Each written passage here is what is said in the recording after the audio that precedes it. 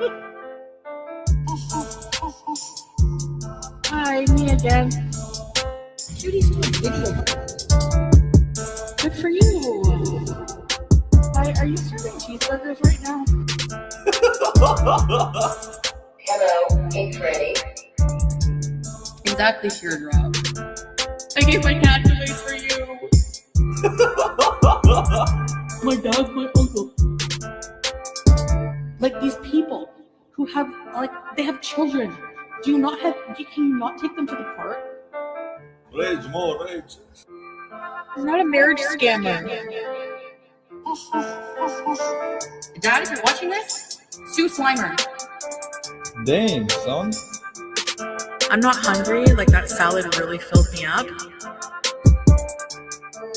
That hot dog is juicy. Giddy up! Yeehaw! You think your life will be so much better struggling here with 500 kids and no money. Okay, good luck. He's just my brother. He's my brother. You know? Hillbilly, crap, white trash people. I feel like I hit that a little early, but that's okay. Cat Girl, thank you so much for the support. Hello, everybody. Good to see you on this lovely rainy Thursday, at least rainy for us. Morning. Hello, little birdie. Thank you so much for being a member for 3 months. Chantel is in her soft grift era. Oh, it's definitely coming, baby. Thank God for you, Foodie, that today is Thursday, and according to the internet, that it is the, I was going to say Twitch. I'm sorry. Kick payday. She spent $70, $80 yesterday on takeout, which I'm assuming is the norm for Foodie and her food tab is concerned. But hearing her say it, when she says that she spends $70 fucking dollars on something that she doesn't have anything to show for it. $70 to me is just so much freaking money to feed one person 2 takeout meals. Is fucking diabolical. I could not get over it. I could not move past that part when she said it. $80 a day. And I promise you that $80 a day, Sophia, is more than likely on the low end. Believe it or not, when Foodie has money, when she can, she's spending more than $80 a day. $80, and I'm pretty sure that's her scooting to these restaurants and the food courts or whatever and eating her food, collecting her food. I don't think that's like DoorDash and tips and delivery fees and all of those things. So more than likely, yeah, I don't know how anybody does it. I really don't. Little birdie, thank you for being a member, hun. I couldn't part with my money in that manner. You know, I like to buy dumb shit. I like to buy games and electronics and shoes and clothes. So, but at least, you know, now I really don't feel so guilty about those things because at least you have something to show for it, like something of value. But just to sit there and eat your money, especially when she's in the situation that she's in. And again, she has to be fucking funkled, bro. It's the only thing that makes sense. Hey, Maui. Cat Girl, thank you so much for being a member for 3 months. I appreciate you. Hey, Tweet T. Hello, everybody. I kind of just got right into it, right? I feel like there's a lot to talk about. There's a lot to go over. Hey, Kay, good to see you. Is $80 before or after she complains and gets a partial refund? Okay, so, and you got a good point there. That is very true. I do believe recently that she's been scooting to the mall. When she talked about giving that apology to that security guard, that was really a sus situation. So again, yes, I do believe that Foodie's constantly getting refunds. And you know what? I don't really know how DoorDash works. So I'm just going to go out on a limb here and say when Foodie willingly leaves her apartment and she's not making content out of it, can they put you on a cool down period? Like if you have a customer that's ordering a shit ton of food, that's great for business, right? But if they're always requesting refunds or credits and things like that, well, that's going to be a loss for your business. So maybe DoorDash or whatever they have that she uses, maybe they put her on a cool down period where it forces her to go out and then there ain't no refund. She's not going to go up and ask for refunds because she takes that food and she goes back home. I mean, I guess she could. Is she really that brave? Does she really have the cojones to actually go to the food court, collect her food, scoot home, eat her food, call the place, and then, you know what? She probably does. You're probably right. Holy shit. I forgot all about that. Anyways, hello, everybody. Good to see you. Lots to go over today. There are a lot of clips on the Twitter that I seen, and we have a special little treat before we even get started in any foodie shenanigans. So I know yesterday we took a turn and we covered Amberlyn and the low-cal universe, whatever. That was a good time. I really had a lot of fun. But today is going to be something extra special because I had a certain someone, an anonymous support group member, ladies and gentlemen. Give it up for the anonymous support group member, can we? Woohoo! We kind of gave it away a little bit in the thumbnail. I don't know if I didn't see anybody catch it or whatever. But we have more footage of Foodie in the wild. It seems that the support group member was out in a boot the same time as our cutie. So they were nice enough to send over this footage that they collected. We do appreciate it. And Foodie says she doesn't mind. She says it's advertisement. I do agree with that, Foodie. So I'm so glad you're okay with this. So I just feel like I need to say that before we get into the following video and image footage. All right, let's see what we have here. We're going to start out with image number 1. You guys are so lucky. I can't imagine. Like, how fucking lucky is it that you guys get to gunt out in Canada and actually share a train with the one, the only, the legend, Foodie Beauty? That really is something. I'm telling you, I am actually quite jealous. Seattle Sapphire, good to see you. This woman will never have a Tammy Slayton glow up. Never, girl. I think she is scared because Broke and Salah is pulling away. The best is yet to come. Have a great day. Wonderful support group. You as well, Seattle. And thank you so much for being a member for 54 months. I always say when Foodie is raging and she's coming out and she's taking out her aggression onto the community, she's not mad at the community. She's not mad at the reactor. She's not mad at Time Spoken. I believe Time Spoken is one of the ones that got the boot the other day. She's more than likely she's having a one-sided argument with Salon. She's not ready to come tell us all the details. Not yet anyways. Hey, Butter Crumpet, good to see you. So I agree with you, Seattle, and good to see you. Thank you for being a member. Appreciate you. Don't worry. I've zoomed in case you can't really get a good look-see there. Oh, my God. Look at the superstar, would you? Wow, Foodie. Sucking up all the Canadian handicap resources, aren't you? Sure is. We have another one over here of Foodie. It looks like that's her shawl, her little matching satchel, spilling over her mobility scooter. We also have just a few little clips here. They're very short. You know, they don't want to get caught while taking said footage. You know, they want to keep it low key. Not that Foodie would care. She said a million times she does not care. It's free advertisement to her. But still, this person, this anonymous member of the community, right? They want to remain anonymous. So it's just short little clips. Let's see here.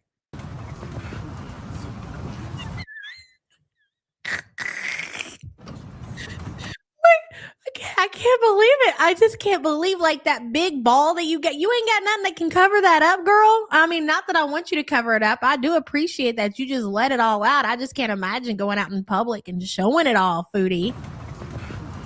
She's coming right for you, Salah, Big Daddy. Incoming, Salah. You think she sets on Salah's face? Of course. He does. I love you guys too, Miss T, and thank you so much for the support, hon. Good to see you. I don't know what it is about these images and video clips of Foodie in the wild.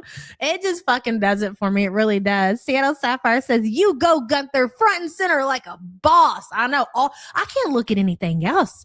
You got this huge, just round ball of gunt. It's all I can't look at anything else. And she's got these big old glasses and she's on this mobility scooter. And the only thing I can see is Gunther. That's it. I don't know if I can slow-mo it. I don't know how to. It's so complicated on the stupid StreamYard things. But I do have another one I'm going to share from my computer. I might be able to do it on there. Let's do it again. Look at that. Whee! Oh, no, wait. We got a soundbite that goes with that. Hold on.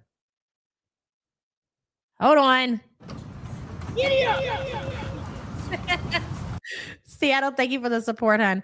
Fondue says whoever sent this is goated. Gunther is living. Gunther is living their best life. Gunther, that's why you don't hear from Gunther anymore. Okay. They're finally back home in Canada, sharking in the food court, living their best life. We're not going to hear from Gunther and any complaints from them for a while. I believe it's going to be a long time, if ever, that we hear from. How are you not humiliated? Look at her going through. And I've seen the clips on Twitter, and I don't think I have the timestamps of Foodie actually complaining again about people using the handicap access when they're not handicapped. Meanwhile, she's using mobility scooters. She's sucking up all of the handicapped Canadian resources, and she's complaining that other people who also aren't handicapped are using these resources. You can't make this shit up. At this point, she has to be rage baiting the community. Has to be. Fondue, thank you for being a member, hun. Hello, Under Oak Chronicles. Fun to send anonymous thanks to your wax melts. Under Oak will do. And thank you so much for the support, hun. I appreciate you. Spiteful Pinky Jean, hello. I want to know what kind of shoes she's wearing. Those are her special edition. They're extra wide. What are they called, guys? If somebody knows the brand of her shoes, let me pull it back up. Where is it? The wide shoes, Skechers, aren't they? Aren't they Skechers? Look at those Skechers. She got some generics off of the not Teespring. What's that store that she shops from? Yeah, they're Skechers. But she got generic ones when she was buying from what's that store called that everybody says don't? Temu. Thank you. So I don't know if those are the original Skechers or if those are the generic Skechers that she got when she was in Kuwait. Look at, they're covered in salt too, aren't they? I just can't stop watching it. Foodie, you look like somebody's grandpa. I'll never fucking feel any differently about these images. Spiteful Pinky G, thank you for the support, hun. Hey, Lori Compton, good to see you, girl. I'm trying to scroll down here to your message. I got a little behind in chat, having a good time looking at all this shit. I've never felt so connected to a community. Same. It takes a village, people. It takes a village to raise our cutie right. Lori, thank you for the support. Okay, and there's one more that I could not add into the studio. Let me see where it's at. So I got to show you guys like through like a shared window or some shit. And that's because it was so short. But the clip is short, but it's worth it to share because it's fucking hilarious. Is it this one? Yeah, I think it's this one. Well, are we immature or what? Probably. And you know what? That's totally fine. Let me see something. I want to make sure it's okay. It's not. So it's like the footage right before this. Let's see. Share screen. No, I need to go to window. Okay, here it is. Can you imagine like what that has to feel like to know that people are out here? Like you're a famous live streamer. You take your camera, you're pointing it, you're showing everybody, you're telling everybody what you do. So it's not like it's very discreet. If it was discreet, I would kind of feel a little bit differently about that because it somewhat seems creepy. But anybody is, when you talk about live streamers out in public, recording and filming everybody, you're going to be curious. People are going to take pictures of you. They're going to take videos of you.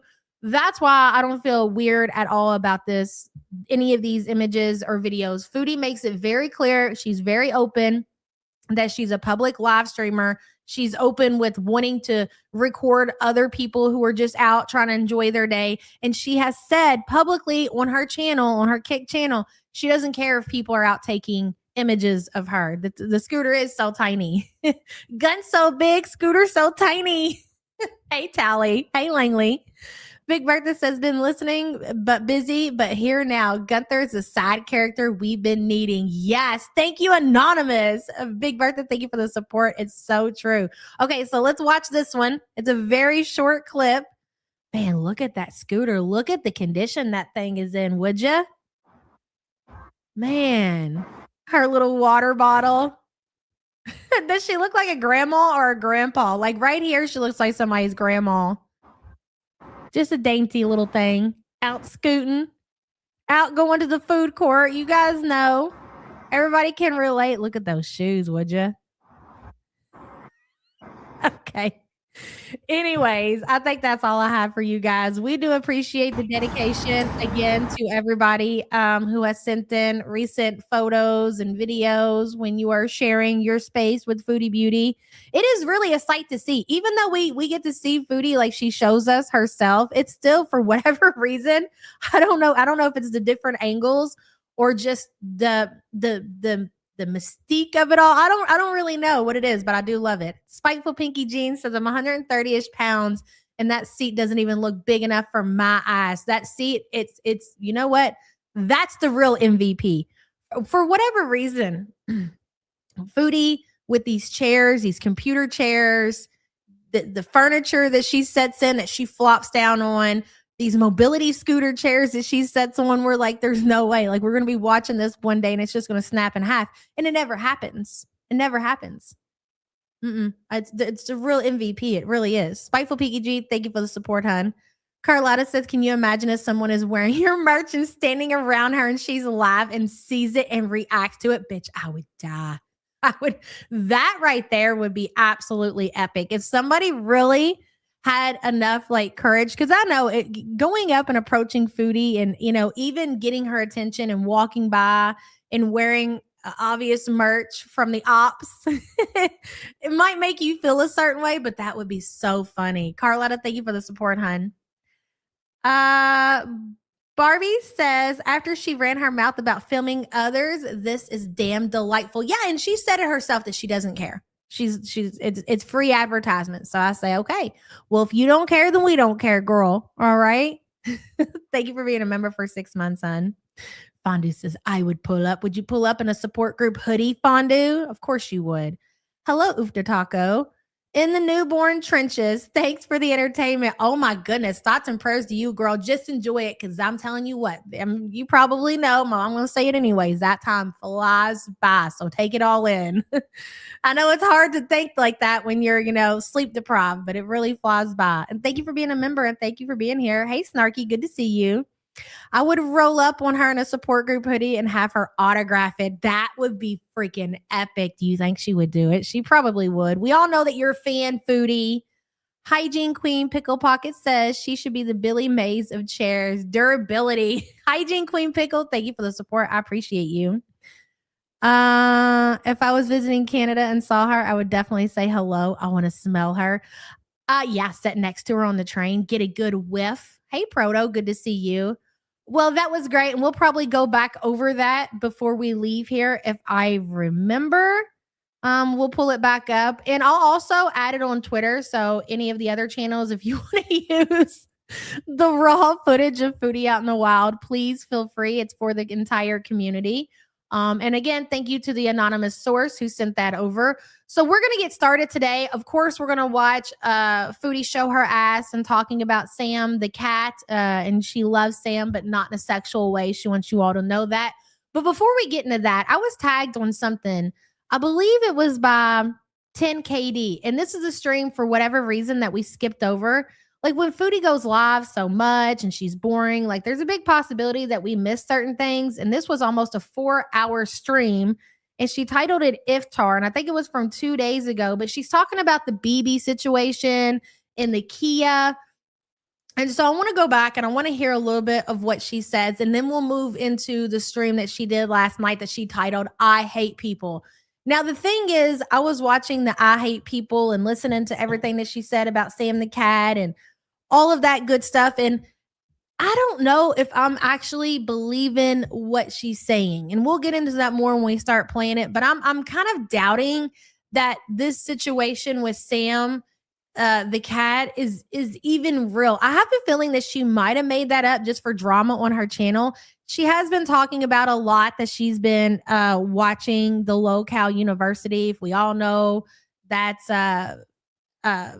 made up drama on their channel. Amber Lynn's getting a lot of attention. Let's not forget the support group spent the entire 2 hours talking about Amber yesterday. I'm sure Foodie didn't appreciate that. Foodie, as much as she likes to act like she doesn't like the support group and we're these horrible people or whatever, she's a fan and she loves that we dedicate our time in the morning to her live streaming show that she has going on over there. So with that being said, I think it's a possibility because there were a few things that I caught where she slipped up on that she might have just made that shit up. You're telling me all of a sudden almost 4 years later that Foodie is having contact with these people and she's just finding out that Sam's being bullshit. Bullshit. Like I said, we'll talk about it more when we get into it. We're going to start with this one first and hear what she has to say about BB and the Kia. The Kia is still a topic at hand. Let me get it pulled up here. Is it this one? Yes, it's that one. Full screen. Thank you, ma'am. And you know what's so funny? When you're going back and I was tagged on Twitter and 10KD was, I think it was 10KD. She was talking about this clip or whatever. So I went to look on Kick to find it myself. When somebody tags you on something and they don't tell you what video it came from, and so you go over and you're looking through all of her recent live streams, Foodie wears the same thing a lot of times for days in a row. So when you really have to search through, because normally you could just see what somebody's wearing and you'd be like, oh, this was Tuesday's stream, or that was Friday's stream, or that was Sunday's stream. But with Chantel, she constantly wears the same shit. So I'm like, oh, fuck, I'm never going to find it. But I got lucky and I did actually find not just where she was talking about it, but I got right to the timestamp. So we'll get to. Darkest Coven says Foodie Beauty was happy. She was told reactors didn't want to react to A in the LCU. Hashtag jealous. Exactly. She had all the attention to herself. And I think she really enjoys that. But to be fair, though, she might not necessarily enjoy the reactors reacting to her. She probably really doesn't like it. She doesn't like what they say, especially because I feel like as a community as a whole, with all of the different reactors, clip channels, we all share the same feelings, especially when it comes to Salah and romance scammer and all. Like I don't think that nobody says that Salah is with Chantel because of her good looks and personality. So she really doesn't like that. But without this community, and I 10 toes down, stand on this. You're not going to convince me of anything else. It's not because big head, none of that shit. This community is what has kept Chantel with any kind of fire under her ass. When she was on YouTube, when she was in Kuwait, we, the community, not just the YouTube reactors, but just the people who talk about her on Twitter and the forums and all of that, they're the ones who kept anybody even checking her out to a bare minimum. So she has to have this community, especially when this woman had to leave and go to a brand new platform. She had to go over to Kick. Having people when they watch content, like they watch TikTok or they watch YouTube or they watch Kick or they watch Twitch, like they usually have their one platform that they watch. You're not going to see a lot of these people pivoting around to different platforms. Like if you get kicked off of this platform, well, odds are that person is just going to go find somebody else on that platform that they enjoy to watch instead. So with the reaction community and everybody else keeping her relevant and sending people in her direction, yeah, she wants people to talk about her. She might not like the things that people are saying, but she needs the advertisement. Mm-hmm. And that's why Big Cigarette over there keeps taking digs at me every single day, because she needs me. She needs Charlie. She needs this community to keep her ass relevant as advertisement since she lost her YouTube platform. But bitch, we ain't got time for you, okay? We put you out like the cigarette that you are. We butted you in the ashtray and we flicked you out the fucking window. We ain't got time for your ass no more. We are dedicated. It's true. Darkest Coven, thank you for being a member. Stella's Umbrella says, it's my birthday today. Can I get a goddamn? I'm 59 today, 59 years young. My gift is spending the morning with the support group and you. Yeah, but that was so sweet, girl. Congratulations on making it another year and happy 59th birthday. Oh, wrong one. Can you get it good for you too? Good for you. Happy birthday. I appreciate you, hon. She had dead subs and haters on YouTube. That's why she has such a big channel and 600 viewers. Well, no, Foodie got her big channel. Yes, you're right. A lot of that is the hater community or whatever. But Foodie definitely did her own growing of her channel. Like, I don't feel like you can take that away from her. Mukbangs were very popular back in when she first started her channel. When she came in at a prime time to go and start a mukbang channel on YouTube. And she grew that channel and she did it. And then she pivoted content and she became basically a big locale and, yada, yada, yada. And here we are present day. Mukbangs in the very beginning. Exactly. But it wasn't enough.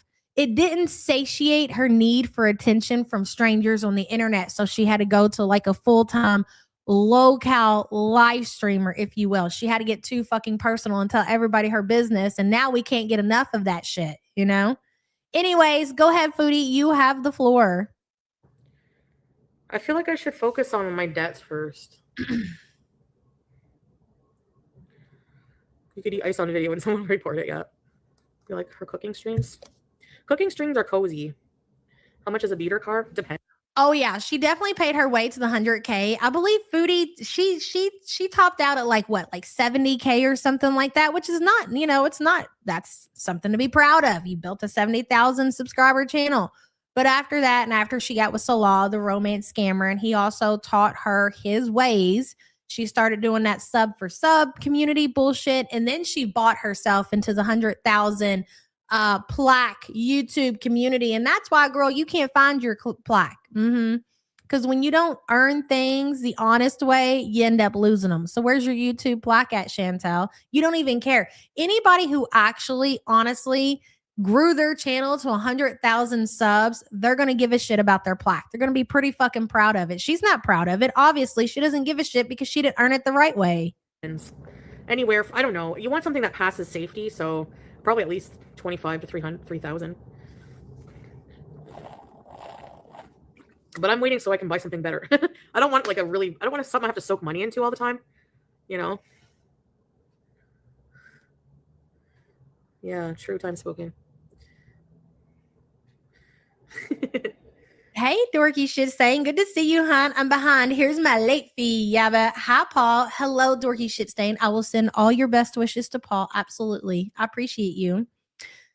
Fun fact above plaque, she can order a second one from YouTube. No, I've heard that, Art, and she doesn't like if I had 100,000 subscriber channel and something happened, number one, I would never lose it. But if something, who knows? I guess anything could happen. Maybe somebody could break in your house, steal it, yada yada yada. I would definitely be ordering me another one, because that's, again, I would be proud of that. Hey, 10KD. She's not. Yeah. I don't know, Grimace. And she said that Smee has. So you're telling me, here's the thing that don't make sense about this Smee situation.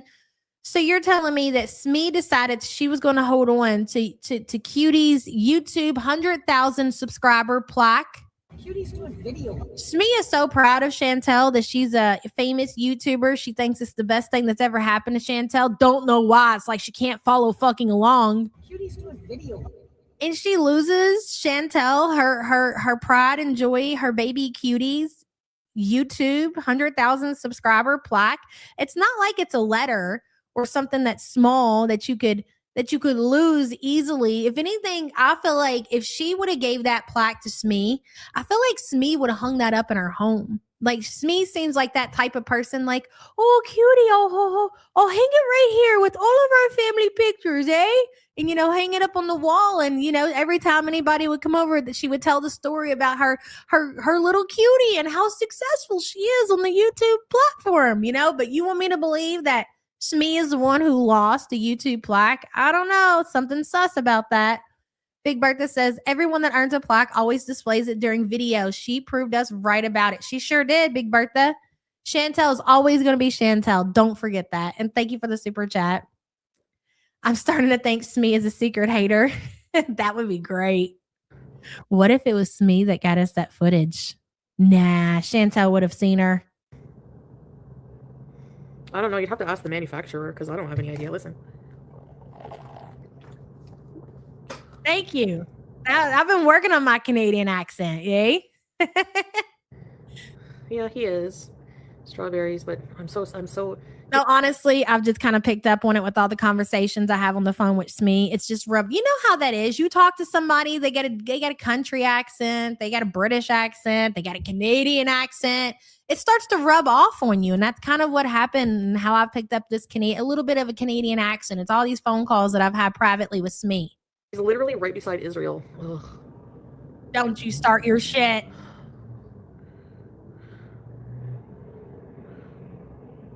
A good Honda can last like 300,000 miles. Yeah, Honda, Toyota, that's what they say. My Kia, I don't remember how many miles, over 200,000.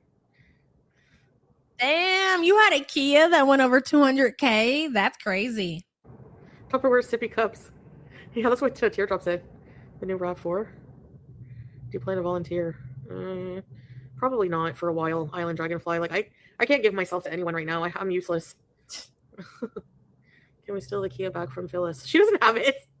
You hear Sam's accent a lot when I talk. No way, 10 Katie. That's funny that you say that because Sam to me sounds like she's picking up a slight country accent, if you will.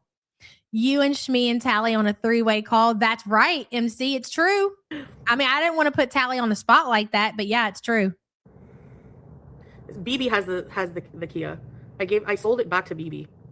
Can you guys believe that? So this is what she's claiming. We wondered when she got rid of the Kia, because remember we were talking about her aunt having it. Where did it go to? She took over payments, yada, yada, yada. Here is Foodie saying that she sold the Kia. I don't know why. BB, are you that bad off, dude, that you had to buy that piece of shit Kia with over 200,000 miles from Foodie Beauty, who that thing stunk to high hell? I know it did. Yeah, but a Kia, Sinatra says? I don't know. Mia Moore says Smee is giving cutie pictures and old homework assignments from 35 years ago. There's no way she lost a YouTube plaque. Exactly. It's so true. Yes, I know. So what really happened to the YouTube plaque? That's the question. Thank you for the support, hon. Can you imagine what that thing had to smell like? It was just sitting there, windows up for like how many years before she sold BB the Kia? So all the Foodie's funk. God, could you imagine if we could have just got a jar of that air? All of that funk just sitting there simmering for like 2 fucking years, windows up, old fast food wrappers all throughout the Kia. And BB, this is why I say, like, we talk way too nice about BB, because for anybody to be in a relationship with Foodie fucking Beauty, and he was with her for years, that should speak volumes right there. But we're very kind, and we're very very nice to BB when it comes to their situation or whatever. But you went out and you bought the Kia in that condition. You got to be a sicko too. You have to be. Maybe he missed the smell. I'm not really sure. No other used cars in Canada that you could have purchased that you had to buy the Kia back from Foodie fucking Beauty. We know she didn't take care of that motherfucker. I just don't get it. Big Bertha says, all right, you say it just like Sam. Really? Well, I guess, yeah, we're gonna pick up each other's, little sayings and accents and shit like that. It's what it is. I mean, you spend a lot of time with people. The whole point was I'm getting my Canadian accent from all the time that I spent on the phone with Shmee. That's really the point. Big Bertha. But thank you for the support. Carrie says, your accent soothes my savage Yankee soul. Hey, I love a New York accent. I like all accents. I like hearing different accents and the different ways that people sound. Nothing really like bothers me or gets on my nerves. I really quite enjoy hearing all the different accents. I really do. Carrie, thank you for the support. Sometimes Foodie's accent specifically kind of, I don't like it, but that's just because I don't like her personally. Anytime you don't like anybody personally, the way they sound, the way they talk is always going to bother you. You can't get away from it. I've started saying, all right. Carrie, thank you for the super chat. I think I told you guys that. Guilt trap, yeah. Claudio Beach Ball, exactly. You know, BB's a weirdo too. All the men in Chin's orbit are degenerates. BB's just smart enough to limit his exposure online. Yes, that times a million. Agreed. You guys didn't know? Yeah, he Really, does. Cal? Yep. Because we bought it together. You bought a car together? This is giving joint Facebook vibes. You bought a car together. You got your joint Facebook account. Okay, what else? No, it was like both our car. And, but I paid for it. Like, the deal was, I was like, can we get a new car? So as per, you're so desperate that you have to pay for a car for your man. All right, that tracks. Like way back when, like before, was it before YouTube? I think so. So basically, you've always been desperate. Again, that tracks. Or no, maybe not. Anyway, I was like, can we get a car? And he was like, if you pay for it. So I said, okay, I'll pay for it. So I paid every single monthly payment on it. And then after it was done, I sold it back to him because he was looking to get a car. Joint custody. Yeah. He was looking to get a car. So like, how do you know this? Buttercrumpet, that's so funny. I've heard you talk before. I like your accent. Dell's Dead Bug says, it sounds like the car was financed in BB's name. Oh, that makes sense. Mrs. I can't get anything in my own name because of bad life choices. Gotcha. That makes sense. Cars, apartments, what else, Foodie? Why else would she ask him for the okay to get it? Yep, he probably took it to ensure it got paid off. So maybe because this really, I'm having a hard time understanding why the hell BB and Chantel were communicating while she was in Kuwait. So what, BB's having conversations with you and they're like, oh, I need a car. I'm looking for a car, you know, and the Chantel's like, oh, well, you know, I got the Kia. That whole situation is definitely sus. She's leaving out some key points there. That makes the most sense to me. It was in his name and she stopped the payments, I bet. Oh, so he repossessed it. Yes, because you guys were saying that you thought the aunt took the car and then paid it off because she still owed money. I was like, there's no fucking way she still owes money on this old ass Kia. And you guys were like, yeah, she did. So if she still owed money on it and she stopped making the payments and it was in BB's name, who the fuck wants a repossession on their credit? Nobody, not even old degenerate ass BB. So he took the car back, probably finished paying it off. And Foodie's acting like she done did a good thing. I made all the payments, every single one. Yeah, until you met Salah. That's not the agreement. That wasn't the arrangement. You don't go get a fucking car in somebody else's name, pay the payments until you decide to go hook up with a romance scammer in Kuwait and say, fuck it, figure it out. That's not how that shit works. That's why you can't do shit for nobody. Anybody out here financing anybody, anything for anybody, don't do that shit. No way. Del, thank you for the support. I can't get it back. He really needs a car. He really needs it. So that's why I agreed to, because he was looking to get a car and he was stuck and I felt bad. That doesn't make sense because how would you know that? So then we are to believe while you were in Kuwait that you and BB at least had some kind of friendship where he was telling you this information.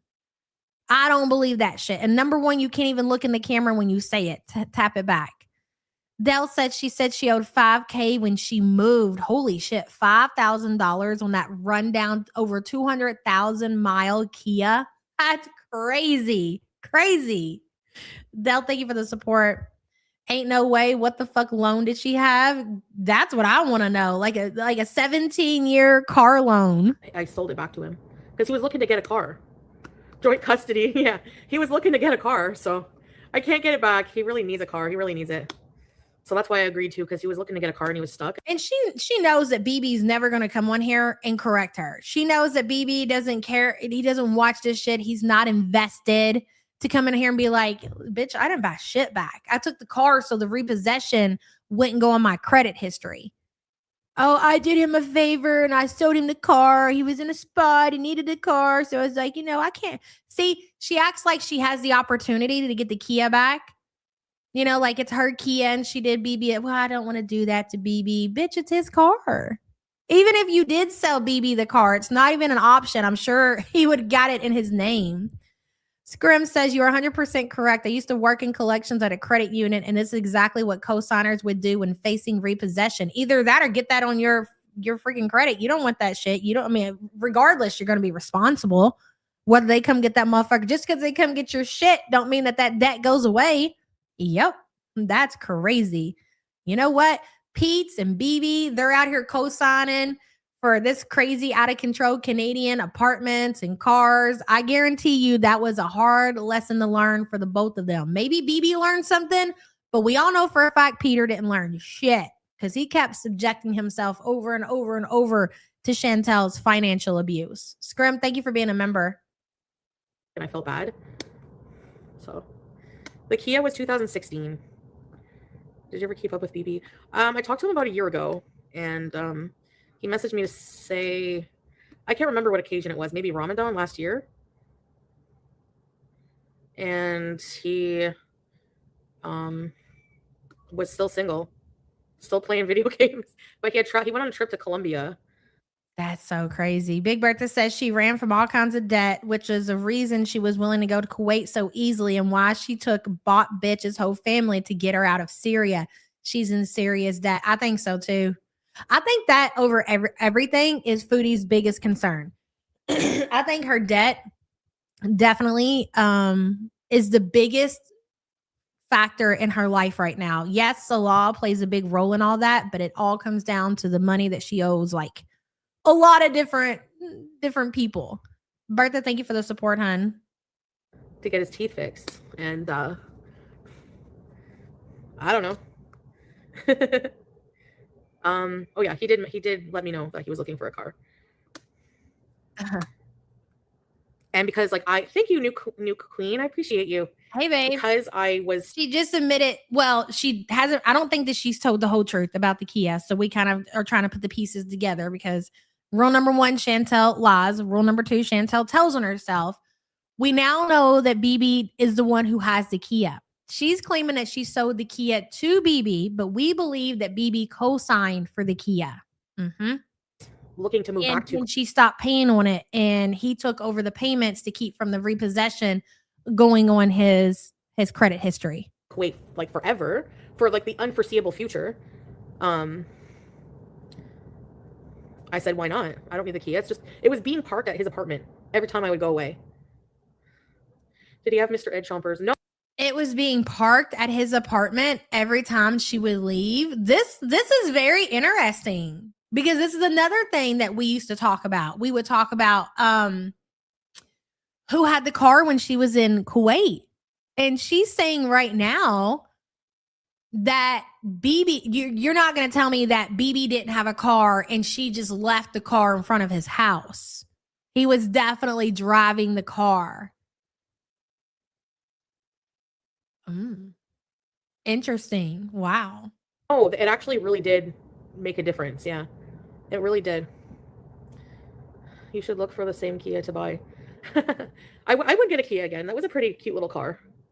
Another car that I like driving when I was renting cars, I found the Malibu to be not bad, but I don't know if I want to get a Chevy. So I'm trying to figure this out because obviously there's some lies with some truths mixed in. All right. So maybe when Foodie left to go to Kuwait, she had no intentions to come back to Canada. She knew that she was going to try to stay in Kuwait as long as she possibly could. And she more than likely was still, you guys are saying that she owed $5,000 on the Kia. Maybe she offered the Kia back to BB, you know, here, you take over the payments, yada, yada, yada. And then maybe, you know, BB did do that. He took over the payments. He was driving the car. He paid it off and maybe he sold it.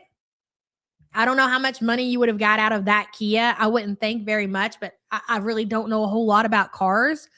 And maybe part of the agreement was, okay, if you sell it, then I get a certain percentage. And maybe he gave her a certain amount of money for selling the Kia. I don't know.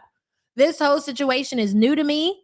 And I'm just trying to put the pieces of the puzzle together. I never suspected that the car was parked at BB's this entire time because that means that her and BB had to have some kind of relationship. What did Barbie say? I missed it.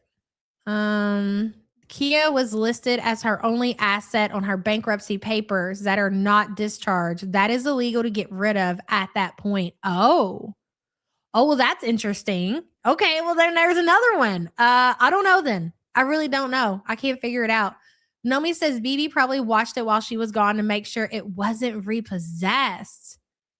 Holy shit. That's crazy, guys. So they must have some kind of like, not necessarily romantic relationship, but maybe they are friends. We just assume. Here's our problem is that we assume these people feel the exact same way that we feel about Chantel.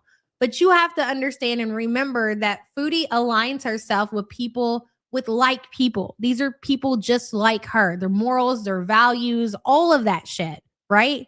So just because we feel a certain way about her, don't think that people who are in her life feel the same. She aligns herself with like people. Remember that. Nomi, thank you for the support. Lights Out says, do yourself a favor and stay away from anyone who dodges any debt whatsoever. Lack of accountability is never confined to one area of a person's life. I don't disagree with that. Lights Out, but you have to remember things happen in people's life. You also have to remember that things happen, things come up, people make mistakes, so there's always that too. But certain situations, when it's your repeated offender and you got to this degree, like Foodie to this degree where she can't rent an apartment, she can't get a car, several bankruptcies. I don't think that anybody would want to be surrounded by somebody with that kind of lifestyle. What do they bring to the table, even in the friendship department? Not a whole lot of anything. Thank you for the support, hun. His teeth were not bad. They were just a bit crooked. Like, I don't know how to explain it, but they were crooked. Yeah. That's true, Lights Out. He's been working on himself. Yeah, of course. I only wish the best for him. It wasn't a bad breakup. You know? Repeated behavior like non-evictions. Bankruptcy can make release of the asset if connected to a loan. So BB have the car back. He took responsibility instead of having the car back to the creditor. That makes sense. Okay. Oh, Bodussi says, I question the morals of everyone she was with. Same. But I feel like as just humans, normal people, you don't necessarily go in thinking poorly about people. It took me a while to get to that point, and then I'm like, everybody in Foodie's life is obviously some kind of fucking degenerate because she's a degenerate, especially where she's very open about who she is present day. It's not like she hides it. Like, I guess when she was younger, she could have hid it to some extent, but who she is now, anybody getting tied up with her as a friend, you know what kind of person they are. And even back in the BB days, think about the fact that BB knew that she was engaged to Pete's and they had bills together and lived in an apartment together. And he obviously didn't have any problem with her up and moving out and leaving her fiance, who she was pregnant by not once, but twice. So that told you everything you need to know about BB and his, how he is. But Issy, thank you for the support, hun. Catherine says also about co-signing. I wouldn't even do that for my daughter when she bought her house, but did lend the money for a down payment and she's responsible. I wouldn't co-sign for any of my kids. I don't think I would. And I don't mean that as in, I just, I feel like if you need a cosigner, then you probably should wait a little bit longer until you don't need a cosigner. You know what I mean? And that builds better character and you learn a lot more lessons from that. Like, just save up your money a little bit more, build your credit, whatever you got to do until you don't need a cosigner. I probably wouldn't do that either. And thank you for the support, hun. Swag. And some people will, and that's fine. Different strokes for different folks, I saw Scrape around. Hello. Hondas are good. Student loans probably. We definitely did not know. You guys don't know everything about me living iRoll. I keep telling you that. You probably missed me? No. I remember going over there one time. I was getting some things. He told me to come pick up some of my things. I was with the Swordfish, and he gave me a blast of shit for being with someone like that. I remember that. He gave me a whole lecture for like a good hour. I was like, okay, I get it. And right after I left his apartment, I went to see the Swordfish. I should have listened to him. Nobody is shocked. Nobody is shocked. And I can't believe that BB would even waste his breath, because at that point he should have known how absolutely fucking defiant you are.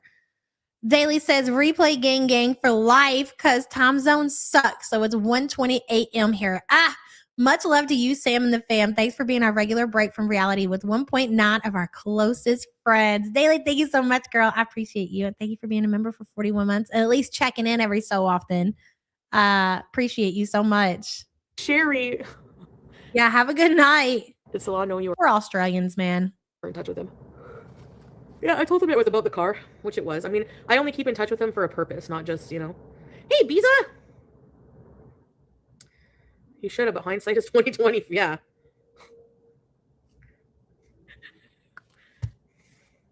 His teeth look nice now. From what I saw, yeah. Very straight, very nice, yeah. Very normal, you know. Yeah, I mean, there was never anything with BB, like, as in regards to... There's a part that we haven't got to yet that I'm waiting to get to. It was, I can't even believe, I can. It's Foodie, but I can't. You know, it's one of those situations. So we haven't got there yet. That's what we're waiting around for. And then we're going to skip to the other video. Hello, just Denny. Always thankful we're not cutie. Best wishes, everyone from the sunny UK. Enjoy it, girl. And thank you for being a member for 5 months. Fidelity, that I know of. Okay, we're getting there, 10KD. It was you that posted this little clip. No, you retweeted it from Alex is shook, I do believe. I mean, I never checked his phone ever. I'm sure. Go check your man's phone. I'm telling you guys. Just do it impromptu. Just do it. That's fucking wild. That is so crazy for you to go out here and tell your audience to check their man's phone. What is wrong with you? But Mrs. Insecurity herself telling everybody to go check their man's phone. Oh my God. I did remember I told you?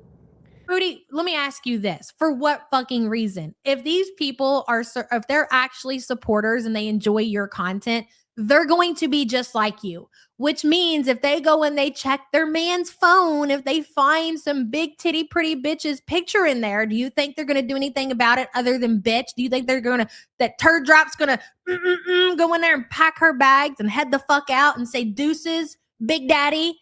Hell no, she going to set her ass down and she going to fucking deal with it. That's what she's going to do. That's the kind of audience you got over there. You got the same kind of people that relate to you in your shitty decisions in your fucking life. You're not going to do nothing. You're not going to do nothing but stress yourself out, baby. Lights Out says, tinfoil hat theory. BB co-signed this apartment. I wouldn't be shocked. Yeah, I would not be shocked. These people just keep getting dumber, if that's even possible. Thank you for the support, hun. Remember I told you that woman called his phone? I still see red because I knew she was a skank. I'm sorry. Okay, when she's talking about this is what I was having a hard time following along. Is she talking about BB or is she talking about Salah? For anybody who's already heard this, let me go ahead and play it. I'm telling you guys, just do it impromptu. Just do it. But I did remember I told you? Remember I told you that woman called his phone? I still see red. I think she's talking about Salah. No fondue. I really think she's talking about Salah because I can remember the story. Okay, people are saying BB. I'm pretty sure it's Salah. Who's she calling a skank? She herself is a skank. And she'd be more of a one if she actually was if anybody was actually physically attracted to her. Thank God for the world they're not. Miss T says you need to check your partner's phone. Leave. Either you already know or you're too insecure to be in a relationship. Exactly. Here's what I say. Because I kind of feel a little bit differently about it, Miss T, because in some sense that can be gaslighting. I mean, let me explain why. If you really you've got a good reason, like you really think that something is happening and it's not because you're insecure, it's because certain things don't add up. Okay. Like there are situations that are out there like that. Like if you really, really, really you have a good feeling and you think that this might be happening and you need this closure in your life so you can pack the fuck up and move on, do what the fuck you got to do to get that closure. When you get it, leave. But if you stay and you find out if you go looking for what you were looking for and you find it and you stay, then shut the fuck up. We don't want to hear that shit. So I do share that, but I also think, there are, like you really think that and you want to know, you deserve to know. You deserve to know. I do think so. And thank you for the super chat. Okay, so let's listen and try to figure out who she's talking about. Some people are saying BB, some people are saying Salah. I was thinking Salah because I recall some situation. Let's listen. I'm sure. Go check your man's phone. I'm telling you guys. Just do it impromptu. Just do it. Okay. But I did get. Remember I told you that that woman called his phone. I still see red because I knew she was a skank. I'm sorry. That's so wrong of me to say, but I'm sorry. This woman, she was our neighbor. She moved in. Every night there was a different man going in and out. Every night. And I thought, and they were all black men. And I thought, you know what? And she. What does that matter? What does it, the fact that it being black men make it even, why does that matter? Why is that even a talking point? They were all men, not just men, ladies and gentlemen, not just any men, black men. Oh, well, that's even worse, Chantel. Oh my God. Oh, now that you've specified that it's not just men, but it's black men. Oh God, no, I can't imagine. What the fuck is wrong with you? What is wrong with you? And for you to get on here and act like, you got to be careful with what you say. The feds are watching. It is a YouTube fucking platform. So you have to dial it back a little bit. Disgusting, Chantel. I'll leave it at that. Midnight says, what if her and BB got married for his visa and she had to go meet him to sign divorce papers so she can try to sponsor Shit Boy? Hey, again, anything's possible. Anything is fucking possible for sure. And thank you for the support, hun. Fondue says, bitch, what is your fixation on black men and talking down on them? What, you know what? This is, and it's such a fucking emphasis on what she is saying right now. This is not the first time that Foodie has done this. Foodie has been called out for being racist, especially against black people, since she's basically been on the platform. We need to go back and pull the fucking clips when she got into it with Mr. A and she started talking about his wife and calling her a whore and how she wasn't just sleeping with all of these men, but she was sleeping with, again, the emphasis on black men. She did the same thing too. Not just the fact that they were men, but the more important and disgusting thing for her was that they were black men. She does it all the fucking time. But somehow there's still people out here who openly support this woman. It's crazy. And we're crazy and we're race baiting and we're making things up when we point out that she does shit like this. I mean, they weren't just men, guys. They were black men. Black men. Fondue, thank you for the support, hun. Amy P says, finally catching a live with my work schedule. I prefer black men. What's the problem? Amy P, I'll never understand what Chantel's problem is when it comes to black people in general, but she's been doing that and saying specifically about black people since I've been watching her fucking channel from out the gate. And well, I mean, she's talked about her grandpa who had a big part in raising her. She got on here with her whole chest and told everybody that he was racist. She didn't have a problem with that. If I had somebody, a grandfather who raised me, who was racist, I would be humiliated. I wouldn't tell anybody. To me, that's embarrassing. And she got on here and acted like it wasn't no big deal. Not only did she act like it wasn't a big deal, she was like, she even went as far as to say that her grandpa gave her black boyfriend at the time, BB, a pass. She was like, yeah, he's racist, but he likes BB. He made an exception.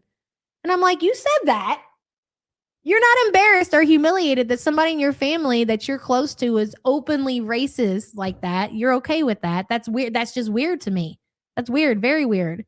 I think so too, Kyle. I think Salah and Dishwasher was also, they were both very racist. Amy P, thank you for being a member, hun. Lights Out says she is so jealous of anyone getting D. They didn't buy. Lights Out, I agree. And that's our biggest problem when it comes to women. Women who don't have to go out here and financially support or buy their partners and do what she has to do. That's why it's all women, because most women don't operate like that. That's why when we talk about Foodie hating women, that's a big part of it. She's just not a normal fucking person. Thank you for the super chat. Sassy Mama says, if you're racist, it will always shine through. You can only hide that for so long. You're right. Thank you for the super chat. Modern Puffin says racists always expose themselves. Exactly. But you, like, well, I don't know. I just can't imagine. Maybe because I don't have those beliefs. I'm not a racist motherfucker. I just can't imagine people coming online and saying these things, like exposing themselves like that. It's crazy. You've got to be fucking humiliated by it. But she's not. She acts like it's normal. She really does. Modest Moose Knuckles says, I think the reference for the black men, if you listen to her story, is that BB is black and the women likes black men. So she, the neighbor, must want BB. I don't know. It still doesn't make sense to me. But I'll go ahead and listen and see. Thank you for being a member for 50 months, hon. Hello, Mercio. Can you imagine her reaction if any of her exes were to actually get with a black woman? You want to hear Foodie full on expose herself? Let Salah hook up with a black woman. Oh my God. Watch out, bitch. She is going to let it all shine through. Thank you for the super chat. Mia says, it matters because BB was black. He said he helped her while Chantel was at work. She hasn't worked since BB. She thought the neighbor wanted BB because of his race. I'm still not understanding that. That's crazy to me. Mia, thank you for the support. Let me let it play. That woman called his phone. I'm sure. Go check your man's phone. I'm telling you guys. Just do it. Impromptu. Just do it. But I did get. Remember I told you that that woman called his phone. I still see red because I knew she was a skank. I'm sorry. That's so wrong of me to say, but I'm sorry. This woman, she was our neighbor. She moved in. Every night there was a different man going in and out. Every night. And they were all black men. And I thought, you know what? And she dressed like her tits were always out, like very beautiful woman. Her face was kind of fugly, but she had a really nice body. Nice hair, nice body, ugly face. And I thought, I bet you she likes my man. Because she would always say hi to us and be really friendly. Lo and behold, we move out of that apartment. She fucking calls him on WhatsApp. So what you're saying is she had to say that they were all black men because the woman was obviously attracted to black men and she was with the black man still. Her picture shows up.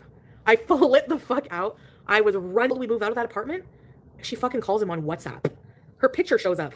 I flipped the fuck out. I was running around the apartment. Oh my God, he was chasing me. He had to hold me down and like listen to what happened. He's like, she asked me to fix her bike one day. I helped her when you were at work. And you believed that, didn't you? Foodie, this was your man, and you thought that a whore was living across the hall, and you say that you seen a different man going in there every night, okay?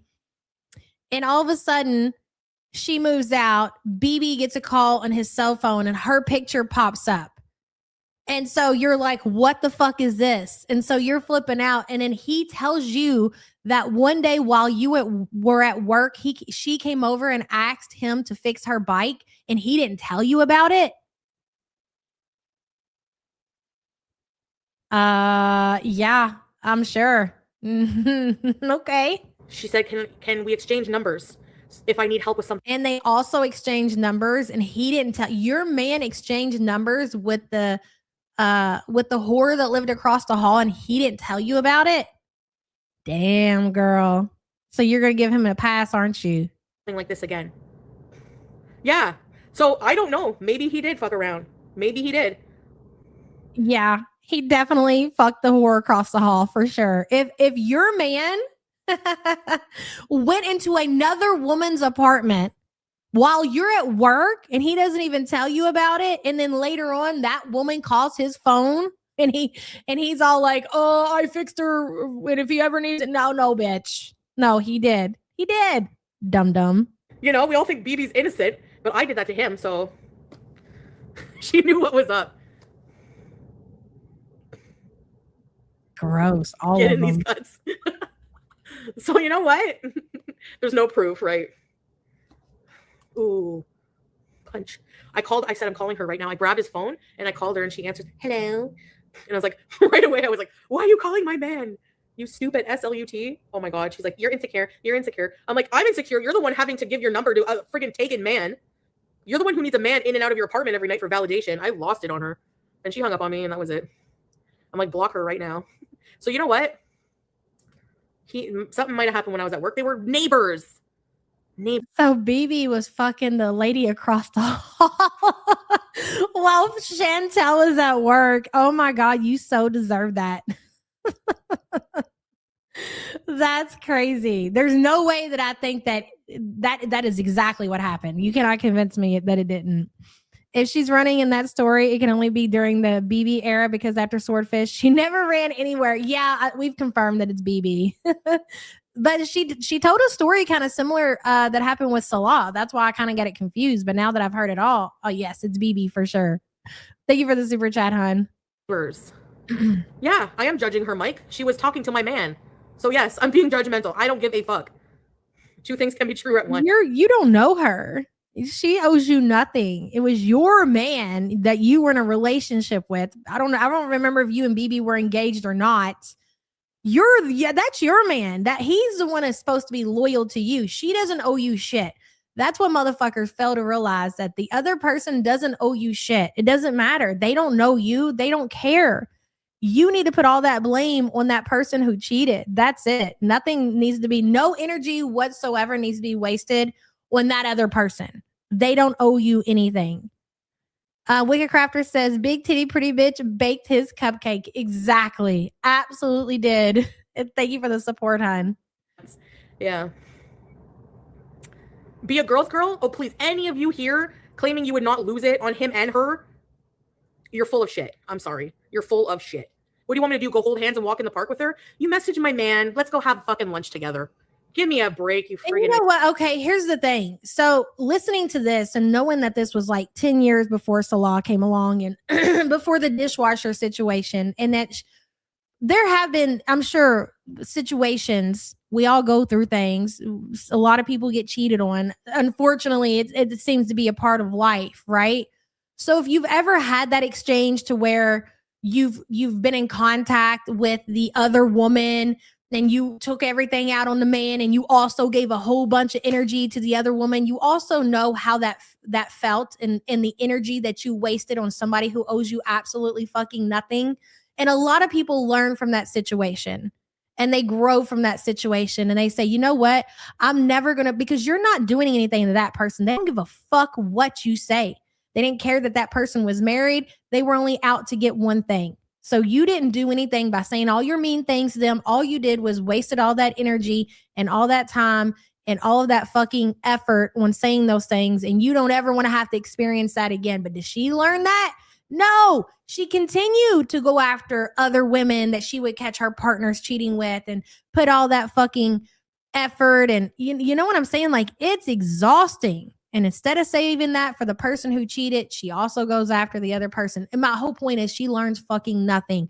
Whenever life gives you lessons, you're supposed to walk away with some kind of something from that. And she never does. That's why she keeps finding herself reliving the same situations and scenarios over and over and over. Even things that she's supposed to learn when she was a child. You see Chantel still learning those lessons as a 41, almost 42-year-old adult, because she's going to keep experiencing these things until it finally fucking clicks. That is life, and that is how life works. She'll always be male-centered, always. And she'll give the male a pass, who they're the ones who are supposed to be loyal to you. That's supposed to be your partner, your husband, your boyfriend, your fiance, whatever. And she will always hold a grudge against somebody she doesn't even fucking know. Let that sink in. That is Foodie at 42 years old. She's walked away with no lessons learned in life. That's scary. Just when you think she can't get any more pathetic. It's just crazy because I never knew that she went through any of this with BB.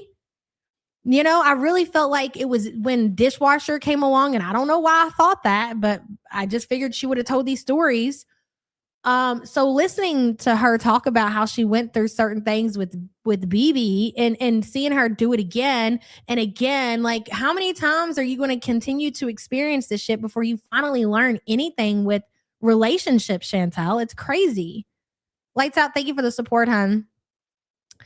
10KD says this girl stays getting cheated on. Insane. It really is. So that is her life story. It's just that she gets in relationships, and it's not even that Foodie. You know what the crazy thing is about Foodie's relationships though, is that Foodie, I feel like ever since Peach, you could even say that she has inserted herself into these relationships. Like, they weren't just, genuine. We got to know each other. We met up off of whatever, fucking WhatsApp, however it happens, or we met at a bar and we had this connection and we decided to build a relationship.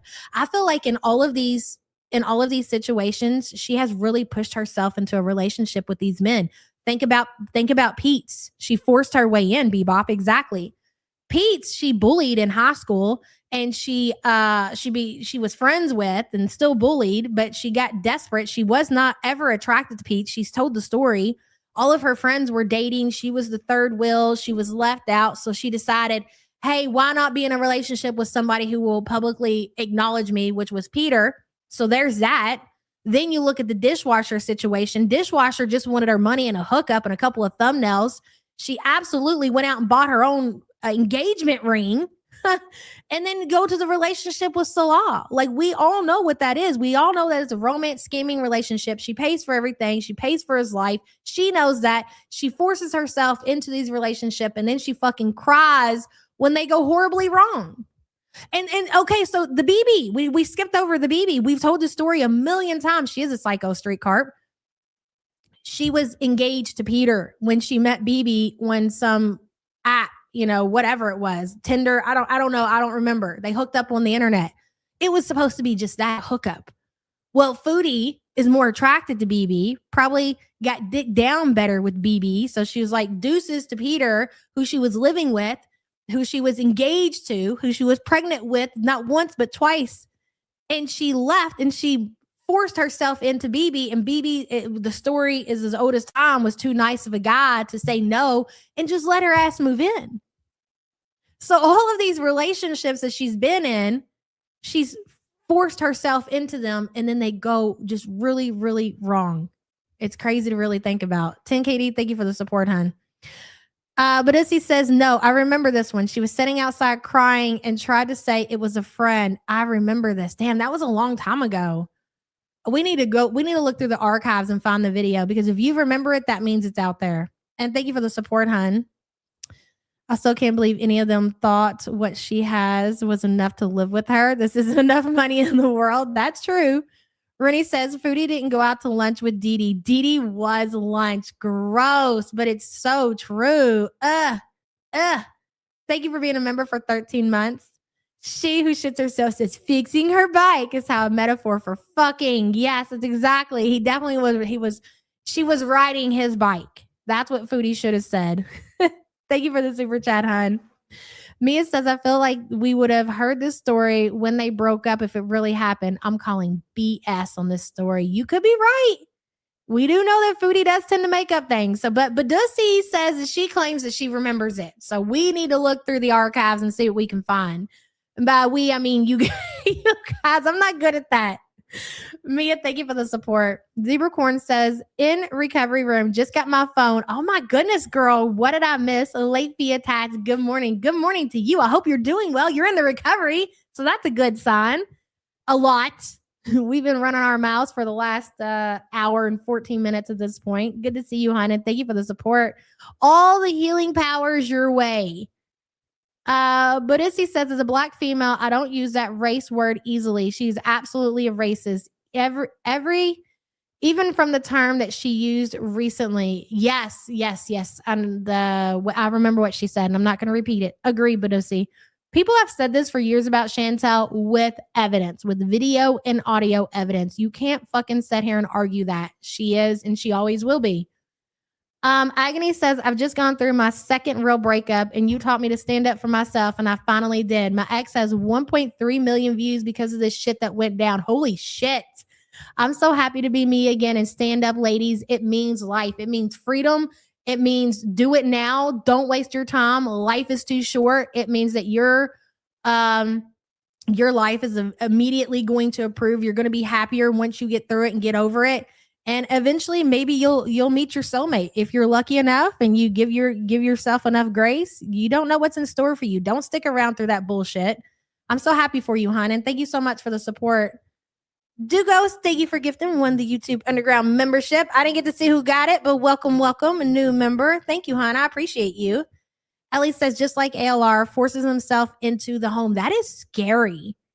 And some people just don't see it coming. And some people are just too nice to stop that situation, as crazy as that sounds. But people like ALR and people like Foodie Beauty will take advantage of somebody, and they will present it in a way to where it seems like it's too good to turn down. Like, hey, I'll pay for everything. Just, let me live here and be your girlfriend. And they're like, I guess, how can I turn that down? And then before you know it, you're living with fucking Foodie Beauty. Hey, Fruity. Ellie, thank you for the support, hun. I just got here, but did you hear the part where she said a mall security approached her about not being able to be at the mall? Okay, so we're not there yet. We're going to pivot over, Queenly. And don't worry, we're going to watch, because that whole rage that she did was only like the first half. So we're definitely going to get through it today. And we're going to talk about the security guard that she claims approached her. And thank you for the super chat, hun. You reminded me to go ahead and get through this shit. I got you. Idiots.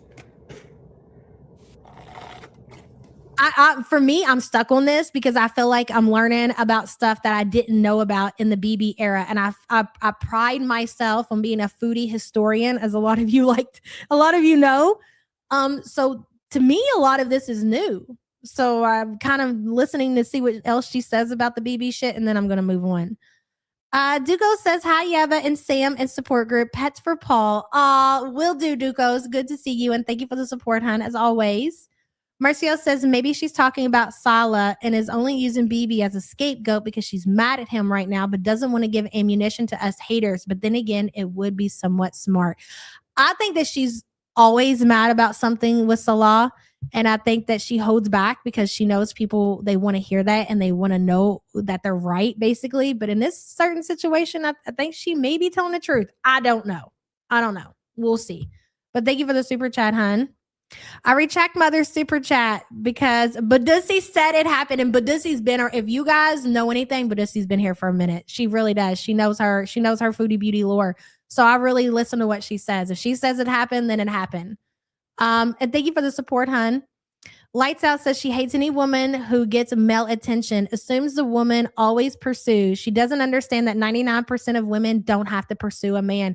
Very true, Lights Out. In every single situation I believe that Foodie's been in with the man, she's pursued the man. And I mean all of them. And I'll leave it at that. Lights Out, thank you for the support. Hey, Slick Time. What's up?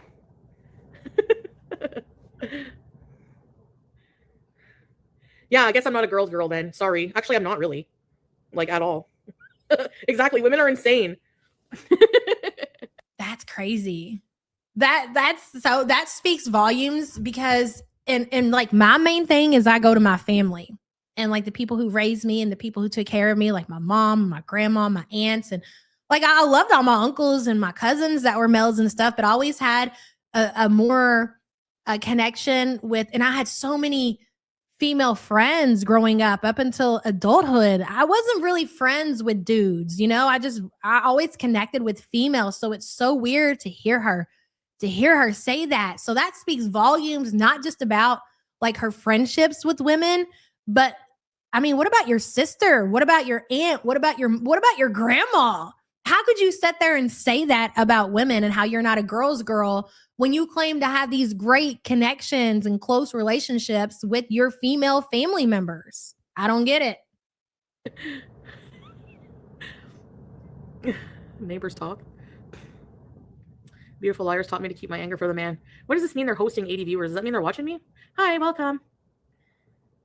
I had trust in him. I still believed him. I believed him that nothing happened. But now in retrospect, hey, Shadeen. Me too, Team Psych Ward. I don't know. Pete's never. He would never cheat. He told me right from the bat. Actually, when I cheated on BB and I told him about it, he's like, you shouldn't do that. You shouldn't cheat.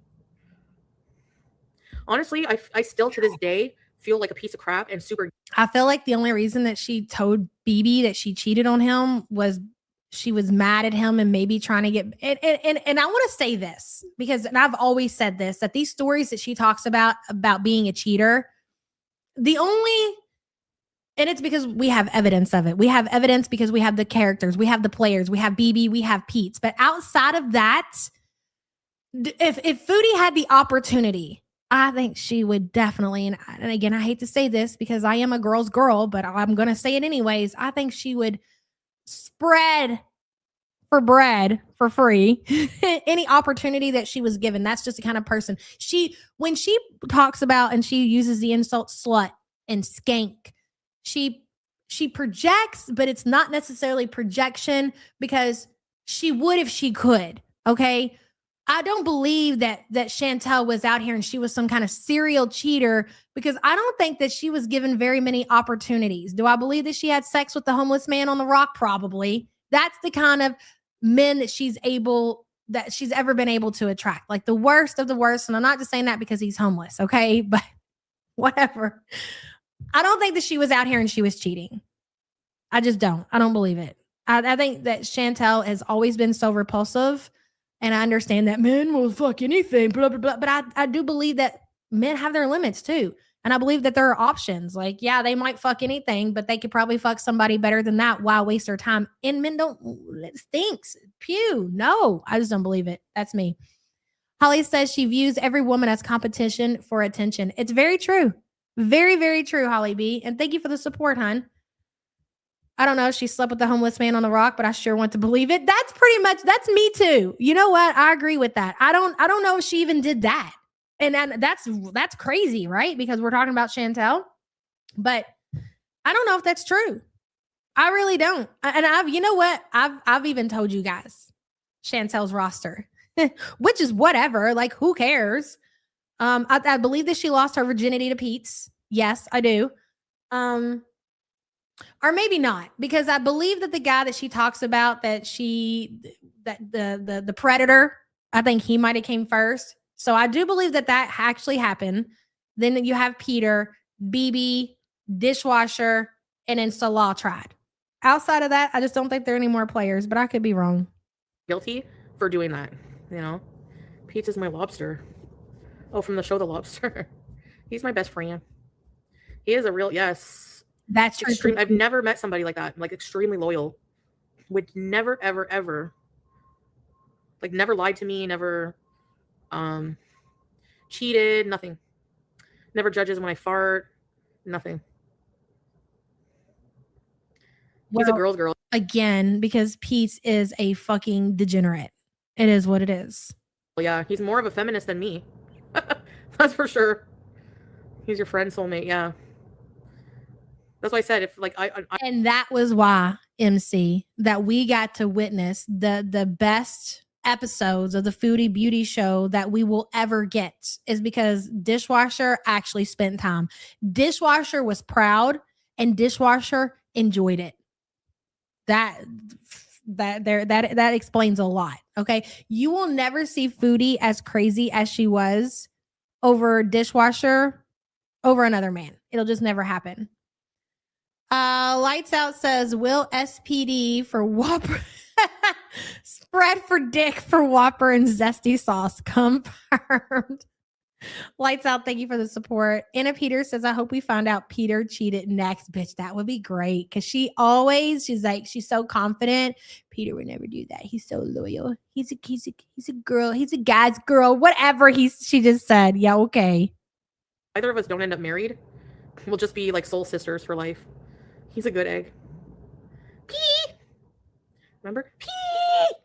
Okay, let's get into the other one. I kind of want to finish watching that, but I'll watch that by myself later. And if there's anything worth going back over, we will, because we have to watch the rage from last night titled I Hate People.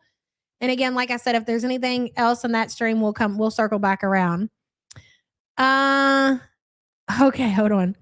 Marcio says, sorry, Yaba, but at this point, I'm going to need a picture of the indention she left on the park rock to believe the homeless man story. Yeah, we're going to, anytime Foodie tells any kind of story, but especially when it involves men who want to, we're going to need actual evidence because we're just not believing it. We're not falling for that old trick anymore, Chantel.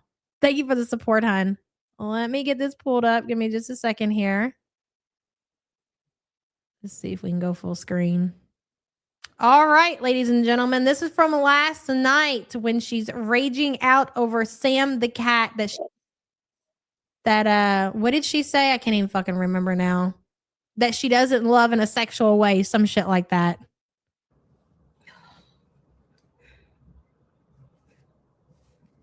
Sinatra says, I love how she says, if I never get married, removes Pete from any agency about it. He's in more of a relationship than she is.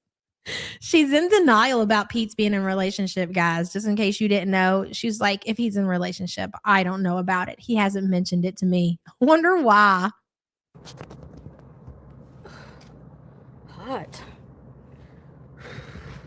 Bitch, is this really going to be out of sync? You can't be serious. Why, Kick, do you need to do this to me today? Why? Hold on. Does anybody have this archived yet? I don't understand why it does that. You know what? Now I downloaded it at home, but I did not upload it. Boy, oh boy. Talk about fumbling the effing ball, huh? I think barbecue chicken has the clips, but I really want to watch the whole, I didn't want to watch the clips. I want to watch it in full. Let me stop sharing for a second and see. Oh, it straightens out, Sinatra? Okay. So I'm not the only one then. All right. Well, Sinatra says it'll straighten out. Sinatra says it'll straighten out. Okay. I'm going to refresh anyways, just to make sure. We're just going to have to deal because I don't want to watch the clips because I don't want to miss anything. The rage is too good to watch the clips. We got to watch it in whole. So just cope, guys. All right. I know you guys are super picky about your sound and the volume and the sync and all that good shit, but sometimes you got to take what you can get when we get people who get demonetized off of the YouTube platform and are forced over to Kick. It's like 5 minutes. But I don't want to miss anything. Just suffer through, guys. We'll get through it. Thank you for that, Sinatra. Okay, here we go.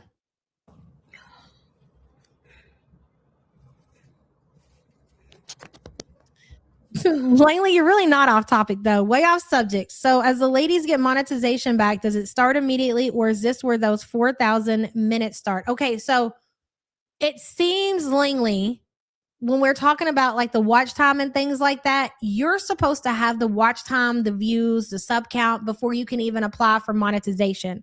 So if the girls have already been given their monetization back, and I believe the only girl who's got their monetization back as of yet is Quirky, she's already met whatever the goals are, the watch hours, the views, the sub count, all of that shit. Check monetization. She's immediately able to start making money, memberships and all that. And also something that Quirky mentioned was that she had money left in her AdSense. So I thought I wonder if when they get reapproved for their monetization, like the money that they lost, because they did lose a certain amount of money, the dates and everything, I'm not too sure of, but it seems that they go back and they get that money. I thought that was interesting. I thought they just lost it. So yeah, they've already met all the requirements, Langley, and they're able just to immediately start making money. And thank you so much for the support.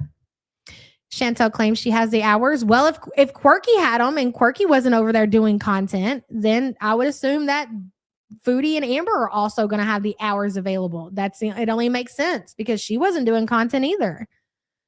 A spiteful bitch says Orange Cat on YouTube streams all of her streams. And you know what? I watch through them a whole lot. I do watch through them a whole lot. I'm going to see if it straightens out. And if it don't, you're right. I'm going to pivot over to them. And thank you so much. And if you're not subbed up to Orange Cat, please do, because I'm telling you, they really don't miss a stream. It used to be Kay over there on Twitter, but she's got a life now all of a sudden, and she's just left us in the dirt like we don't even exist anymore. She can't be bothered, which is fine. New people have came along. It's fine. We'll be here when you get back. Orange Cat has taken her place, and we do appreciate that. Again, it takes a village. Spiteful bitch, thank you for the support. Hot. Hey, Bell Vacant. Especially just for the fact that they stream it on YouTube, you know, and they've got their little layout. It's pretty cool or whatever. But I'm a YouTube girly. I don't like the Kick. I don't like the layout. I would prefer to watch through YouTube. I got used to watching through Twitter because that's where Kay would stream all the shit from. But yes, Orange Cat does it right on YouTube, and it's great. Sandrine, silver saw potatoes. Hey, Breezes, Cocoa Pickles, Foodie. Sorry, I missed a lot of people. I gotta open my chat here. Me too. Seriously, Breezes, I really do. The less people I have in my life, the better. Ugh. I don't like dealing with people. I can't. Yes, Chantel Gucci is another one. You're right, Sin. Thank you for that. Hey, Zo, October Rose. Love is blind. Hey, Deb. Just everybody I've been dealing with lately in my life. Not my family, but... Hey, CP. No, that's a lot. I just want to come here and, like, escape.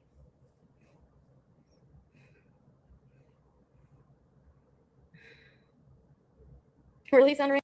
Does Amber have all the hours that she deleted all her videos and lives? I would say no. I would say no, but the only reason I'm going to go with yes is because, well, did Quirky leave her shit up or did she delete it? You know what? I think Quirky might have left some of her stuff up. So you might have a point there. We're just going to have to wait and see when they get monetized. And if they ever talk about it, I don't know. I would think deleting your content and not doing content whatsoever, that would disqualify you from getting monetized. But maybe because they were monetized before, they've already met the requirement. Yeah, she deleted everything, so no watch hours. I would think no. But I also thought no with Quirky, and she got her shit back. We're just going to have to wait and see. I would imagine as soon as Amber is able to monetize, she would monetize her shit, which is interesting because Amber lost hers first. So if Quirky was able to get her channel monetized, then Amber should have had the opportunity to get hers monetized. So, and you're not going to tell me she didn't do it because of Keemstar. No fucking way. So if she doesn't have monetization, it more than likely was because she was denied monetization. Quirky did lives. Quirky has been streaming on YouTube without being monetized. Mercio, thank you for the support, hun. Well, Foodie, you might want to go ahead and get to streaming for free on the YouTube. Hello, Jen. I'm so excited. I'm going for my skin removal on Monday. Yes, girl. I'm going to start spring break on Monday at 47. I'm getting my college degree and staying healthy. Hell yes. Good for you. We love to see it. Congratulations on a new life, on a fresh new start. Doesn't matter how old you are, okay? 47, 57, 67. It's never too late to work on you. That's what I tell everybody. And thank you for the support and congratulations, hon. Yeah, I'm okay. Most people. Go Pickles, thank you, boo-boo eyes. Most people, Chatty Topper. I seriously want to move so remotely far away. Ugh. Hey, VT. You know what I mean? Thank you, VTB. Thank you for the gifts. I appreciate it. No, just, I don't know. Just in general, I don't like people. They piss me off. Come to Florida.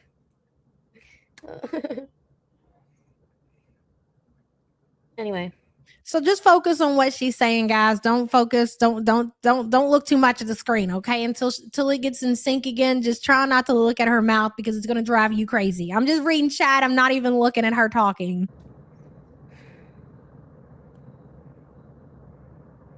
Hey, Kiara. Hey, Cancer Warrior.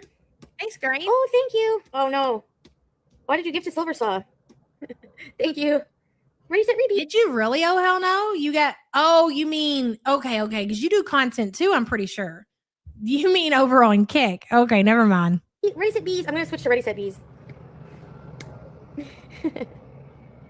You know what, Langley? Normally, Chantel doesn't bother me, but here recently, last night kind of like pushed me over the edge with the whole Sam situation. She really is getting under my skin. I'm kidding. I can't control. Oh, I thought you could. Raptor. I've been nice. Come on. Was that a typo, Jade? Because there's going to be a Kick Bachelor. No. I'm not dating. Hey, Larry. PhD, you're bezzed? Oh, you click on the person's name and gift sub. Okay. Thank you. I didn't know how it worked. Potatoes. Oh, thank you, VTB. Bitch, are we on the right one? Thank you. I don't remember her being this happy in this one. Don't let me sit here and be watching a wrong video. Man. Hey, Jill. I don't know. I got into like a fight with the person who has Sam.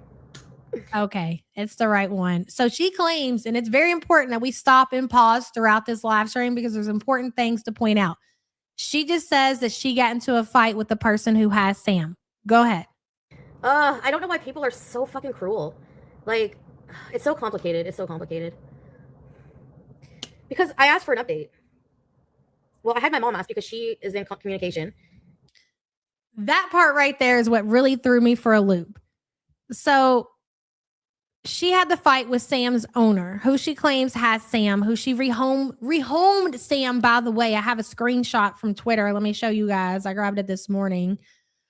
She rehomed Sam when she moved to, is this it? Yes, I believe this is it. When she moved to Kuwait to be with her romance scammer. Okay. And this is what she says. This is from Yup on Twitter. Florida Salt and Sass retweeted it. Just a reminder that hashtag Foodie Beauty had Sam adopted, not fostered, to his forever home in February 2023, 3 years ago.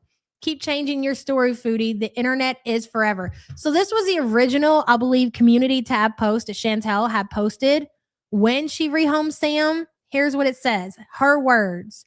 Chubby has gone to his forever place. The woman who adopted, these are very important words to remember. The woman who adopted him seems amazing. He got in one more bees. He got out of his carrier, but I got in some last hugs before handing him over. Yes, I'm very sad and I will miss him forever, but sometimes in life we have to make these decisions and they are never easy. Bye, Beezer. You will always be a big Beezer in my heart. So she does not say anything about fostering. She doesn't say anything about temporary. None of that shit. That Sam was adopted out over 3 years ago. Those are her words. Now, as we just heard in this live stream, she's always stuck to the story that her mom is the one that has been in communication with the people who got Sam. It was somebody that her mom knew. So her mom kind of worked out the whole situation with Sam getting adopted. So she claims that she got into this fight with Sam's new owner. And then she goes on to say her mom was the one, who reached out and asked for an update. So why would she go through her mom if she has direct communication with Sam's owner? This is why I second guess, I doubt that she got it. It's very possible that this happened. And there's also a lot of doubt to this story. Let me put it back up there and I'm going to tap it back. Was that a typo, Jade? Because you got to remember that recently Foodie has been doing a lot of shit for content on her channel. She's been making up a lot of different scenarios. She's been showing her ass. Like that whole situation with the security guards that happened at the mall was so avoidable. It did not have to happen, but she wanted it to happen. She knew she was getting more eyes on her. She knew it was content for her channel. She's trying to make more money. You also got to keep that in mind. She has to keep up storyline. She has to. Yeah, she said, fuck those cats. There's going to be a kick bachelor. No, I'm not dating. Hey, Larry. You're best. Oh, you click on the person's name and gift sub. Okay. Thank you. I didn't know how it worked. Potatoes. Leaving your cat for 3 years is not a foster situation. It's abandonment. Exactly, Kiva. Oh, thank you, VTB. Oh, thanks like this. Thank you. Man.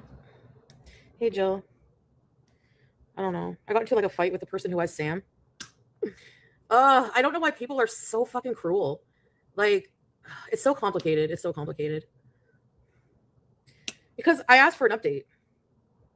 Well, I had my mom ask because she is in communication. And then apparently the person got pissy and was like, it's not your daughter's cat anymore. First of all, and she's passing him around. First of all, it was actually only supposed to be like somebody watching until I came back to Canada. And then it turned into I felt bad. So I said, okay, I think I told her to keep him or whatever, but that's not what you posted on your community tab post the day that you handed over Sam to his new owners. You said that he was going to his forever home and that he was being adopted. You're changing the story, Foodie. I obviously am worried about how he's doing. You know what I mean? Like why be a fuck? After 3 years, this is not a child. You're not like the birth mother and you want to know how your kid is doing after you adopted it out 10 years ago. This is a cat that you rehomed. You shouldn't be contacting people 3 years later for any kind of updates. It's really honestly kind of weird. If they want to reach out and they want to send you pictures, that's one thing.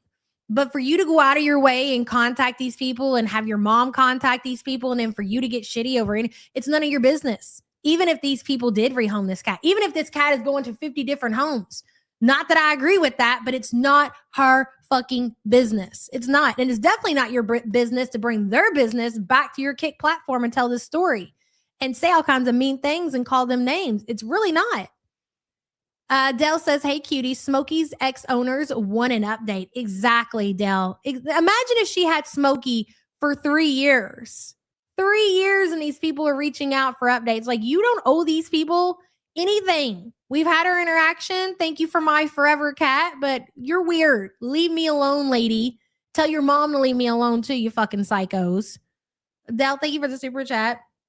It was very fortunate that Sam got adopted before the BBJ rescue. She would have done anything to prevent it from happening again and then leaving him in a pound.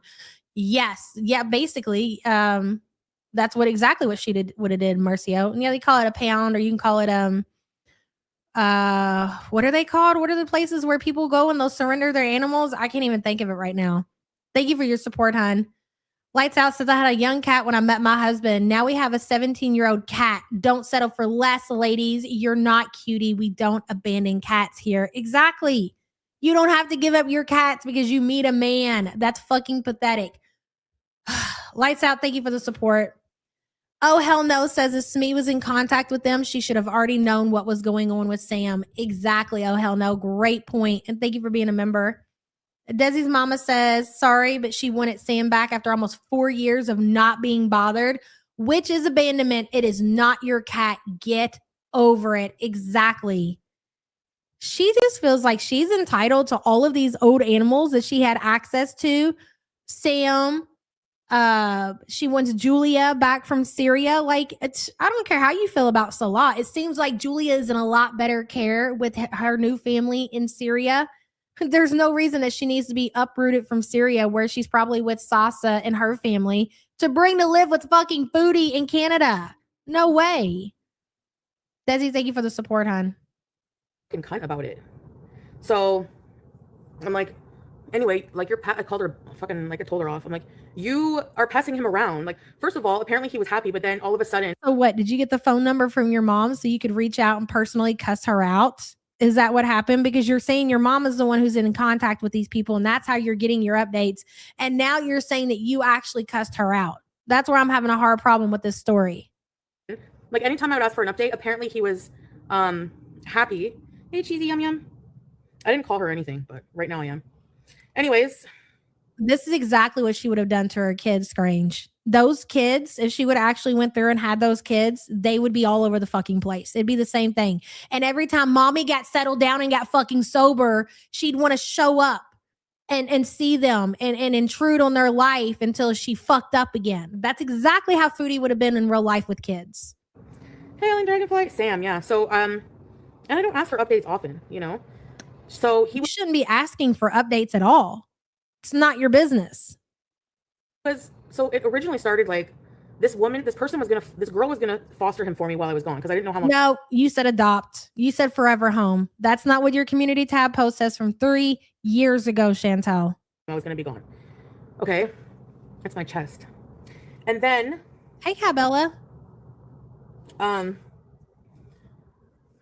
She moved away somewhere to college or something. Gave her to this woman who is supposed to have him. Thank you, Minna.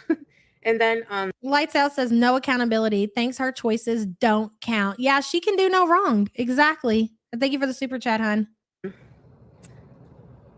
She was living at her mom. So Sam was there and they had another male cat. I thought that they were getting along. Everything was okay. So then come to ask for an update. My mom asked for a recent update. It's been a while. And she's like, that's when she said, it's like, it's not your daughter's cat anymore. And like, that's not the point. I'm asking how Sam is. Friggin' BITCH. And then she's like, and you're not owed any of that.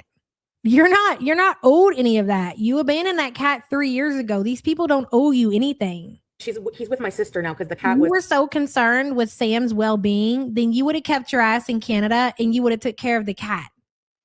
If you were so concerned with your cat's well-being, then you would have stayed in Canada and took care of BBJ and Sam. Foodie. They weren't getting along and beating each other up, or like they were fighting or something. It's like, and I specifically told this person, if you cannot, it's somebody my mom knew. I don't think they're friends, but I'm like, if you need to pass him around, give him back to me. No way. You know? I'm like, you're just being cruel for like nothing. Seriously, I know he didn't want him. BB didn't want him. I'm like, you're being cruel for nothing. What do you mean cruel? Why are you being so dramatic with the words that you're using? Alexis, I don't see you, hun. I'm trying to look for your message. I don't see it. What do you mean cruel? Because these people aren't sharing updates on a cat that they adopted from you 3 years ago. You find that cruel? That's the dramatic word that you're using, emphasizing so you can be a victim on your kick platform. Okay, that's noted. Like, you know, Sam would be happier than just with being passed around to all these people. I have in writing her text message that she admitted. She's like, I was only supposed to be temporary. Yeah, right. Then if it was supposed to be temporary, why did you go to your YouTube community tab post and say that Sam was going to his forever home and that he was being adopted? We're not following along. This doesn't make sense. Are you making this up as you go, Chantel? It feels like you're making it up as you go. Duncan says, Chins has a weird, once you're mine, you'll always be. Yes, she does this with people and pets. Very Boil the Bunny energy. It really is, Duncan. That's such a good point. It's not just with relationships. It's with everybody in her life. Like once you're hers, you belong to her. You belong to her forever. You're psychotic. Duncan, thank you for the support, hun. Scrim says, then she was cruel to Smokey. She is ridiculous. She was cruel to all of her animals. It was cruel for her to have her cats for all of these years, for 17 years with her elderly cat. How was BBJ when you upped and left? And you dumped them to go to the Middle East, not to serve your country or to better your life or, something actually that would have, maybe made a little bit more sense. You went over there to get with the fucking romance scammer. That's cruel. That's fucking cruel. And to find out the situation that BBJ ended up that's fucking cruel, Chantel. That's what you would call cruel. Scrum, thank you for the super chat. Anyway, I had this happen with a horse. I had to give up. They starved him until he ended up in a rescue. Yeah, I regret it so bad. I literally will never fucking go through that again. The courts treat pets like property. They don't care. Nobody cares. Like, if I had somebody rehome their pet to me and they simply asked for an update because you act, yeah, she was cooperative every other time. It's like you act like. This is going to go on a case by case basis, Chantel. Okay. Because again, everybody's situations are different, right? Miss T says, if someone who abandoned their cat for dick called me 3 years later and asked me about said cat, I would tell them all the stuff I politely held in and what a piece of shit they are. That's my point. Like I said, this is not somebody who, had a life-changing moment where unfortunately they had to rehome their animals and it was the last thing that they wanted to do, but there was no way around it. So they found a better home. And, they asked, hey, would you please give me updates? And these people know that those people are good people. And they're like, sure, no problem. Anybody who knows Foodie, obviously, Shmi has connections with this family. That means they know who Chantel is. They know who she is. They know about her channel. They know what a horrible person she is. They probably followed all the BBJs and stuff. So what kind of information do you think those people are going to take back to Chantel? That's what she's not understanding. This is a case by case scenario situation. They know what kind of person she is. They know that more than likely she's just out for drama. They know that she's back in Canada and maybe they're worried. Here's a thought. If this is true, if we are to believe any of this, right? If we are to believe that any of this shit is true, maybe these people are concerned that they know that Foodie is back in Canada. And you know what? It wasn't even that long ago. It was the other day that she mentioned something about Sam on her live stream. She was like, no, I can't. I wish I could get Sam back, but I can't. What if these people are concerned that she's going to try to do something to get Sam back, take them to court or whatever? And they're like, you know what? We don't have the cat. With the cat, we don't know where the cat is. We had to rehome the cat. My daughter left. She went to college. Tell Smee whatever the fuck you have to tell her to get her the fuck out of here. We don't know where Sam is. More than likely, that's probably what has happened. You got to remember, this is not a stranger. This is somebody who knows Chantel's mom. That means they know Chantel. They know what kind of person she is. They more than likely, they might even watch and they're like, fuck that. Tell them we got rid of that cat. Cat's dead as far as we're concerned. That's what I think happened. Miss T, thank you for the support. If this is true, if it's true. Maui says, is she spitting out pieces of rotten teeth? Probably, Maui. Thank you for the support, hun. That was fucking funny. I needed that. Sophia says she would give it BD tomorrow. Salah told her to. Everyone knows it. Seethe more, cutie. If Salah said, hey, babe, I've got a place for us. You're welcome back in Kuwait. I want you to come here. All my family's gone. They're in Syria. It's just going to be me and you forever like God intended. I just need you to come here. Get rid of the cat. Get rid of everything that's holding you back in Canada. She would say fucking less. She would personally walk that cat to fucking French fry grill herself if it meant she could get the fuck out of there as soon as possible. She'd be gone. Sophia, thank you for the support. And that's the kind of person that we're dealing with. And anybody who is dealing with Chantel in these types of manners, they're going to protect themselves and they're going to protect the animal. They are tired of probably hearing anything about updates. So I would do the same. I would lie. I'd be like, I gave away the fucking cat. Cat's at the shelter. Put the cat down, bitch. That's where the cat is. Just to get them the fuck away from me. I would do the same thing. I shouldn't care or love for him just because I had to rehome him, which I admitted I shouldn't have done, but I didn't know what else to do at the time, you know?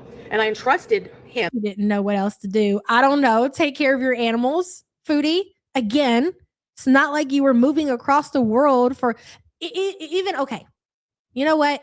Let's say you did meet the love of your life. It happens. It happens. You know, like I told you, my cousin met the love of her life. They've been living together in Kuwait for forever now at this point. It happens. Shit happens, right? It's a real relationship. It's a real marriage. Shit like that happens. That's not even your situation. You can't even say that you abandoned your cats because you found the love of your life. You left your animals for a fucking romance scammer, Chantel. You really did. Lights Out says, how does this beast get all the cute cats? Really what it comes down to, Lights Out, is because if you're a cat person, you're more than likely going to think all cats are cute. Have you really ever met an ugly cat? Like, even if a cat's ugly, it's so ugly, it's cute, right? So whenever you look at a cat, and even when it's in Chantel's care, you're like, it's even more cute because you know how much of a piece of shit that the cat has to deal with. So you even more have a heartfelt connection with that cat, if that makes sense. It does to me anyways. Thank you for the support, hon. Carrie says, has she used a fork handle to clean her ear yet? Bitch, does she do that? I seen her itching her ear and talking about earwax, and I think it was around that time that I tapped out. I'm not shocked. Carrie, thank you for that. Appreciate you. Dedication, girl. In this situation. What's the big deal? It doesn't sound like anybody in your family fucking wants him anyway. Look at her.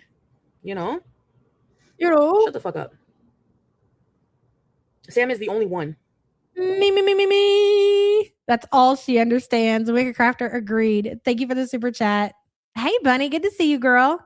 She sticks her handle right up in there in her ear on camera. What the fuck? She doesn't even have him. She doesn't have him. I don't know why she cares. There's no excuse. None. There's no excuse. Desi's mama says rule number 1, peeps. This is a big lie. She wouldn't text. Desi, I think it's a very big possibility. I'm probably about like 75, 25%, 75%. I think she's just making this up as she goes along. But there's a 25% chance that she asked her mom to get an update on Sam the cat. And this is the update that her mom gave Chantel. And Chantel didn't have this interaction with the owners. She had this, and she let all this out on her mom. And she said she had a one-sided fight. You know how she does with Salah? How we always talk about Foodie having the one-sided fight? I think Foodie had a one-sided fight about Sam the cat, and that the family told the mom that they don't have the cat because they want to be left alone. Like, she doesn't For the super chat, hun. even have him anymore. She moved away to go to college. Her too. Yes, her sister. Anyway, what she was not supposed to do, she was supposed to let me know every time he was moved around. I don't like him not being moved around. I said, you know, when I get back to Canada, if you cannot keep him, give him fucking back to me. You dumb bitch. Whatever. Yeah, they're all fucking stupid. Sorry, guys. I'm just really, I'm over people. Like, I'm so over it. Yeah. Yep. No, that wasn't the agreement. I just said what it was. Are you fucking deaf? Probably. Hey, Hector. I don't know if she knows. She probably does now. She probably does. Hey, Krista. I am blocking them instantly. That's like not the point. That was not the agreement. And even then, she just acts like I'm supposed to just not care. It's not your cat either, bitch. You're not even with them, you fucking moron. I don't know. I'm just gonna let it go. I'm not letting this ruin my life. She doesn't just have a miserable life. She has a miserable existence. Like, it's one thing. I think we've all had times where like life is miserable and you feel like you're like everything is just going bad at once and you're just having a miserable life at that moment. For most people, it changes. It gets better. It depends on you. But to have a miserable existence, it just means to basically hate the skin that you're in. Like, you're even everything about your life, just your life, your opportunities, that's all bad. And then also, you know that just being alive has to take such a toll on her, to have to physically get up and have to go out of bed and get on that scooter and scoot across the street for food is miserable for her. She just doesn't have a miserable life. She has a miserable existence. Out of all the girls, Foodie, I feel like has it the worst. And I know that Amber and even Life by Jen, I feel like had a better life and existence than Foodie did. Like, there were some things in life that Jen was genuinely happy about, that she could genuinely enjoy. Same thing with Amber, same thing with Quirky. Like, even this little relationship that Quirky's having now, not that I'm a fan of Quirky, Misty, don't get it twisted. I'm just trying to make an example. Sometimes their happiness to some extent seems genuine, but for Foodie, it's all manufactured. When she's happy, it's none of that is actual. It's not real. She's deep down, she's just a fucking miserable person. Everything about her is miserable. That's the best way I can fucking explain it. And for fuck's sake, thank you for the support. It has to be horrible. But you know what, though? Here's the thing. She chooses to live like this. She doesn't have to. She doesn't have to be miserable. She doesn't have to have a miserable life or a miserable existence. Even if she didn't want to change anything about herself, like diet and things like that, you could still find some kind of enjoyment to some extent out of it. But for Foodie, and you're watching it happen, like every single day seems to get worse. Like I don't know if it's getting worse or we are just now she cannot hide it anymore. I think Foodie has done a good job of hiding how absolutely horrible her life is since she's been in this relationship with Salah. You got to remember that too. Her whole thing was to dupe people because she suffers with severe out of control duper's delight. And it fucking wets her pussy to make people believe that she's actually happy and happily married and living, a life that only we could dream of, haters. It doesn't for her. And now she's being exposed for the exact opposite of that. That's why it's so important that when Salah got exposed by Cabela about the cheating or whatever, that's why it was such a fucking blow. Because Foodie put so much effort and hard work into trying to convince the internet that this time her man was different. This wasn't going to be like Dishwasher. Her man really loved her for her good looks and her personality.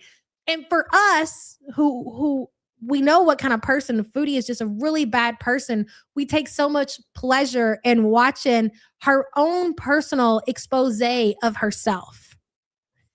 It's quite entertaining for sure. And I feel like this last round of her exposing herself, it's like pulling a Band-Aid off. Like slow and painful, bitch. And we're here, front row tickets to all of this shit. Oh, it's so funny. Mia Moore says she doesn't have him anymore. Why does she care? You don't have him either, Foodie. So exactly. So to be fair, in both of these situations, you both did the same shit. So you're complaining about something that you did that she did too. Right. Mia, thank you for the support. Freya says, I was reading a book and one woman told another, I hope you're always this unhappy. And it's such a simple but an epic burn. That's what I want for Foodie Beauty. There's nothing anybody, when you realize, I don't think you know it when you're young. You don't realize that how important happiness is, just to actually be happy. We're caught up in the moment. We're going to work. We're taking care of kids, that we don't realize that how important just being happy and being grateful for our situation, how important it is. You know, and if you just wake up and you're a miserable motherfucker like Chantel, yeah. And that's she's living the life that she absolutely deserves. And I hope she goes to Malaysia and she's unhappy there and she records it and Salah records it too. I don't care that she travels. Her traveling doesn't, I'm not jealous. I don't fucking care. I just want to see it. I want to watch you go to Malaysia and I want to watch you be miserable all around be a globetrotter, Foodie. I'm here for globe trotting Foodie. Wherever you go, you're going to be miserable. You're going to record yourself because that's the box that you put yourself in. I want to see all that shit. It's such a burn to tell somebody that, yeah, just to be unhappy in life. It really is. Freya, thank you for the support. Bunny says, death by Jen, RIP girl, had a man until the day she died. Chantel's life must suck. Not only did death by Jen have a man until the day she died, I really honestly feel like Jean cared about Jen. I genuinely think that Jean really cared about Jen.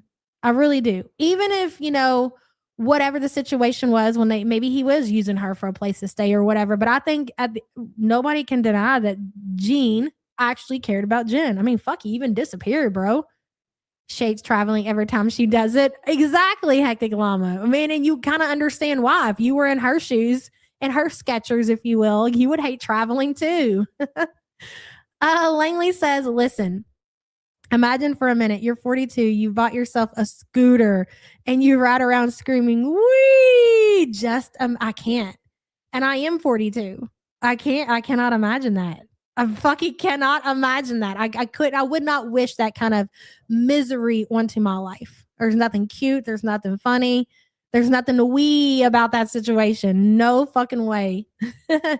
I am a believer in making the best out of every bad situation. So, you know, God forbid, please don't do this to me. But if I was, for whatever reason, lost my ability to walk, you know, or lost a leg, then maybe, yes, absolutely. I'm going to make the best. I'm going to be weeing around, wheeling that motherfucker. We're going to be souping up the mobility scooter. We're going to do all kinds of shit. But being physically able to walk and choosing this life instead, fuck you, bro. Langley, thank you for the super chat, hon. Jen says, when my mom was sick, I took care of her cat after she passed. My sister-in-law wanted the cat for bragging rights. I told her the cat died. He's 15 years old now, living his, you know, like you did the right thing. You did the right thing. You protected the cat. Good on you, girl. And there's nothing wrong with it, you know? If sometimes you got to lie in life is what it is. Thank you for the super chat. Anyways, if I got to get a mobility scooter, you want to talk about making content out of some shit? We're going to fucking spray paint that motherfucker. We're going to put some badass stickers on it. We're going to soup that motherfucker up. It's going to go from doing 5 miles an hour to like 35. It's going to be epic. That's okay. Haters, yeah, probably. They don't give a shit, just like the haters. They don't give a shit about the well-being of the cat. Sam would be 100% happier with me. Like, 100%. Foodie, you've already said you're not staying put in Canada. At least you're saying that. Like you're leaving the country as soon as you possibly fucking can. So how is the cat? How would you want Sam to come from wherever he is to go with you only to have you do what you did to him 3 years ago? Make that make sense. Then just being moved around. It's not so poor time. I'm so glad someone got him that cares for him. Yeah, like, I don't know.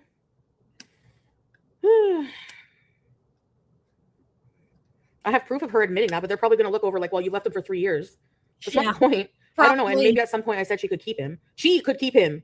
But I don't remember. I don't know what I said. I don't even remember. That's the problem. There's not really a good communication trail. Like, you know, all I have is the recent text really. And she did say in the text, like basically, it was only supposed to be temporary. She, in the same breath, in the same sentence, the moron going apparently in college is saying it was only supposed to be temporary. And then, but you gave him away. Anyway, it was a really complicated situation, but I know. Good point. She's already looking to stress BG out, knowing how dependent BG is on her and how she doesn't like strangers. You're already looking to go to Malaysia for a month to leave BG with a complete stranger, and you want to get another cat. I almost feel like, guys, and I hate to even say it, but I'm going to be really fucking honest with you. I feel like she's trying to open up the door to get a second cat. Foodie is very impulsive. She is, for whatever reason, I don't know if you guys have picked up what she's putting down the last couple of days, that she is rage baiting the hell out of the community. In more ways than one, with the politics talk, with the talk about how she wants to adopt a child with Down syndrome, how she wants to bring Sasa to Canada to live. Like, I could go on and on about how, I mean, she's rage baiting the community with this whole Sam story. It's all done intentional. And so I say that because that is her mindset right now. And I could totally see her doing that, collecting another cat. She's spiraling, exactly, Foxy, to rage bait the community. So don't be shocked if it happens. I'm really getting the feeling that we're kind of being set up for that next move. And I hope that we're wrong. Billy says, I'm in my 30s. When I go into the store without the littles, I still ride the shopping cart and say, wee. I'm not sorry about it. You're young at heart. There ain't nothing wrong with that, girl. Paul will say hello as well. And thank you for the support. I appreciate you. Yeah.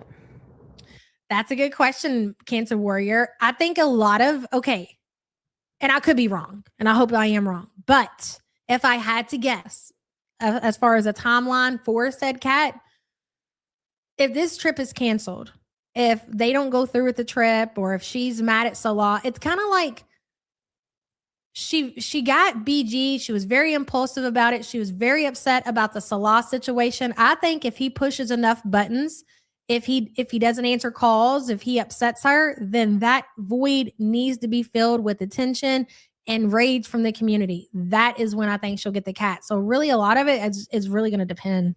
But I think it'll be pretty soon. I'll say that much. If she does it. Duncan says she reminds me of sourdough proofing with that head covering, dough rising. She looks like she's being birthed. That's what she looks like. Duncan, thank you for the support, hun.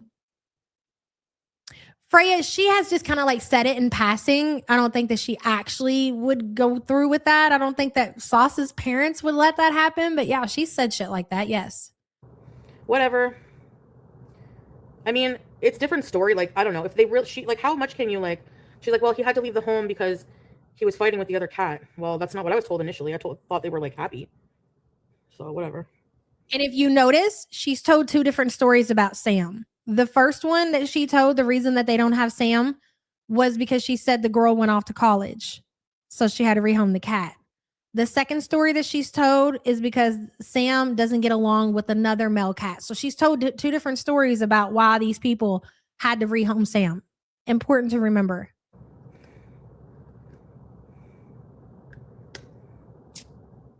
I'm kind of with you, Butter Crumpet. Let me pin that to the screen. I think she wanted Sam, and that's why the lady told her to get fucked. I think that she wanted to try. I believe that too. I think that's the biggest possibility. If any of this happened, I'm leaning towards that. I think that she had her mom reach out to the people and say, hey, Foodie's back. She's settled in Canada. Do you think that there's any way that she can get Sam back? And the people probably did. They were like, we don't have Sam.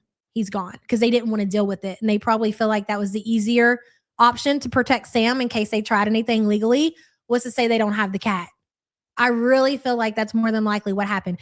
And I don't think that Foodie wants Sam back because she loves Sam or she misses Sam. Because anybody that's rehomed an animal and they've been somewhere for 3 years would understand that it would be cruel to take them away from their new home and bring them back with you. Everybody knows that. But she would do that for content. She's getting very desperate for content. Think about the way that she's acting in public. She's showing her ass. She's telling crazy stories. She wanted Sam back for content on her channel. That I could believe 1,000%. Yep. Whatever. So I hate people like that. I just hate, like, why be cruel for no reason? Like, you know, if somebody rehomed their pet to me and wanted updates, I wouldn't be a bitch about it. I would be like, sure, how hard is it to give you a few sentences? Like, why? For somebody like you, no, would not. I told my mom to tell them, please, please, please tell them if anything happens and you cannot keep the cats. So who is having communication with these people? Did you cuss this lady out, or is all the communication going through your mom, Chantel? The story's not adding up. Let me know. She's in college. Why does she give a fuck? You know what I mean? Like, seriously. So stupid. Do you realize that kids go away to Chance will go away to college? Okay. And guess what? Guess who's going to take care of his cat? Me. I'm going to take care of Paul. He's going to care if he came home and Paul wasn't there, there'd be a real big fucking problem. Of course he's going to care. Him going off to college changes fucking nothing. It's his cat. What are you talking about? What does that girl going to college have to do with anything, Chantel? I'm not really that doesn't make any sense to me. She wants Sam back to quiet the haters, period. No, not to quiet the haters. She's rage baiting. She's using Sam to rage bait the community. That's exactly that. That's not going to quiet anybody. If anything, everybody's going to be outraged the fact that she ripped that cat away from a home that the cat has been in 3 years and put it in a home that she knows that she's not going to be permanent. Foodie is very unstable and there's no stability in her near future. It's going to get really bad really soon. Lights out. Thank you for the support. He's cat daddy. He's my oldest. Bacon is the younger one. Yeah. Chance is cat daddy. Dell's Dead Bug says you had a hell of a hard time giving Vegan for Life an update when they paid for BBJ's vet visit. That's a great fucking point, Dell. Sure did. People was fighting Foodie over updates over that vet visit. And they paid for it. They paid for it. She doesn't owe them anything. It's her cat. Well, the same could be said about Sam's new owners. Dell, thank you for that. And thank you for the support, hun. Marsha says, 67 today, girl. Can I get the birthday song, please? Absolutely, girl. And happy birthday to you. And congratulations on making it another year. Hell yeah.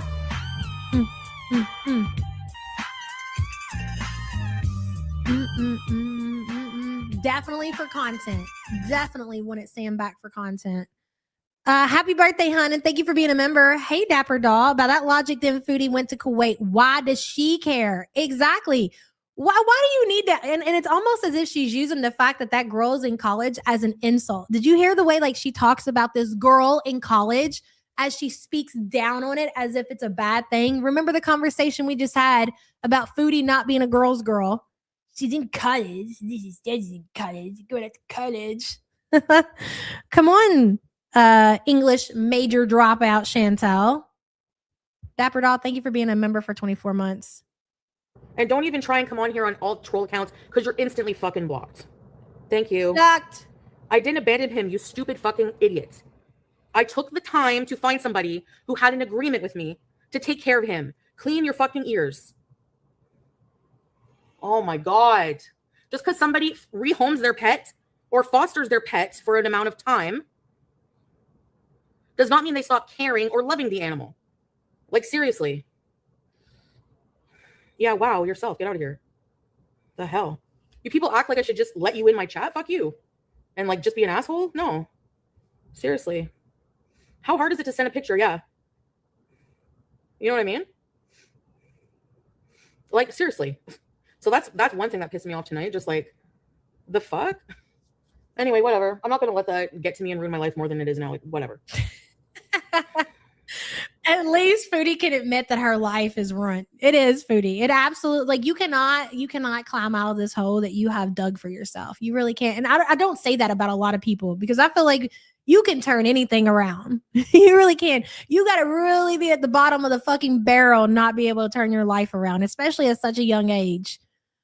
Bama Girl says, I gave my cats away for you. I gave my cats away for you. Man, we got the soundbite right. We got the audio evidence right here on the soundboard. I gave my cats away for you. Damn, Bama Girl. You're like, fuck, hit the soundbite, bitch. What are you doing? I gave my cats away for you. You're asleep at the wheel, big girl. I gave my cats away for you. Bama Girl, thank you for being a member for 28 months. Yeah, Foodie. I gave my cats away for you. Proof right there. That's what we like to call around here a receipt. You and your sister don't know how to produce those, but we do. I gave my cats away for you.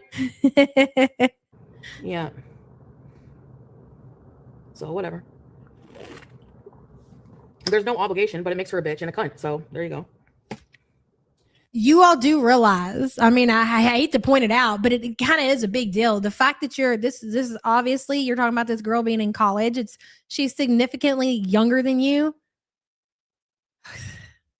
you're not embarrassed by talking about this younger girl like that? Yep.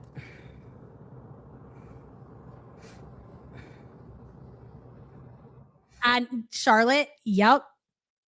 I mean, I hate to say it and I hope that we're wrong. I really do. But dude, she's been losing her mind lately. I feel like that whole situation with the security guard, like everything else, we kind of brush over because it's a one to the next thing and a one to the next thing. But going back and watching her behavior, like she's willing. I don't feel like before that Foodie was necessarily like, yeah, she'll show her ass on the internet. She'll keep it confined to like her live stream. I've really never known Foodie to go out and actually make an ass of herself the way that she did that day. Things are escalating. Things are definitely escalating. That's my point. And I think we might be headed down that road. We'll see. Charlotte, thank you for the support. Burnett says I would give my cat away to be with Yabba. Oh, Burnett, we know you don't mean that, but thank you, girl. I appreciate your support. Unvaccinated Craigslist cat. Hey, girl, blocking people equals the only measure of control she has. It's so true. She can't control her mouth. She can't control her weight. And she sure as fuck can't control her diabetes. The only thing that she can't control is what people say and who's in her chat. That was a fucking banger. And good to see you, hon. And thank you for the support. Don't come in here and tell me what to do. Bye, Rhonda. You're out of here, Rhonda. Oh, another one. Bye. Yeah.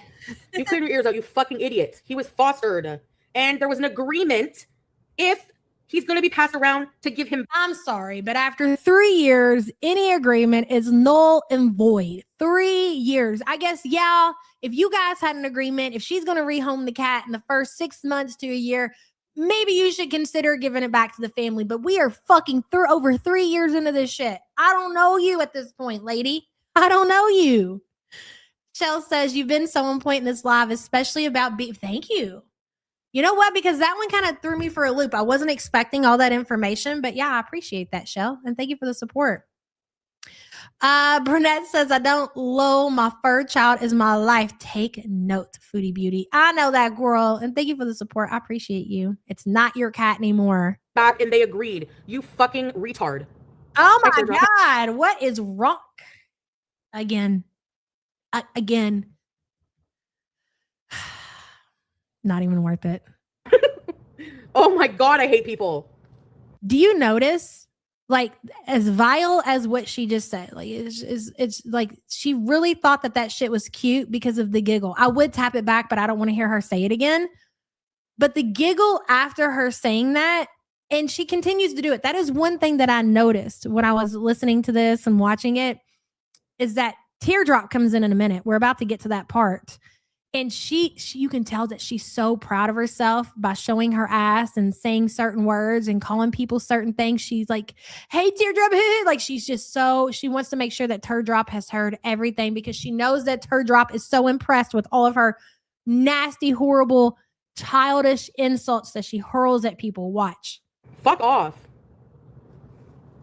Jesus fucking Christ.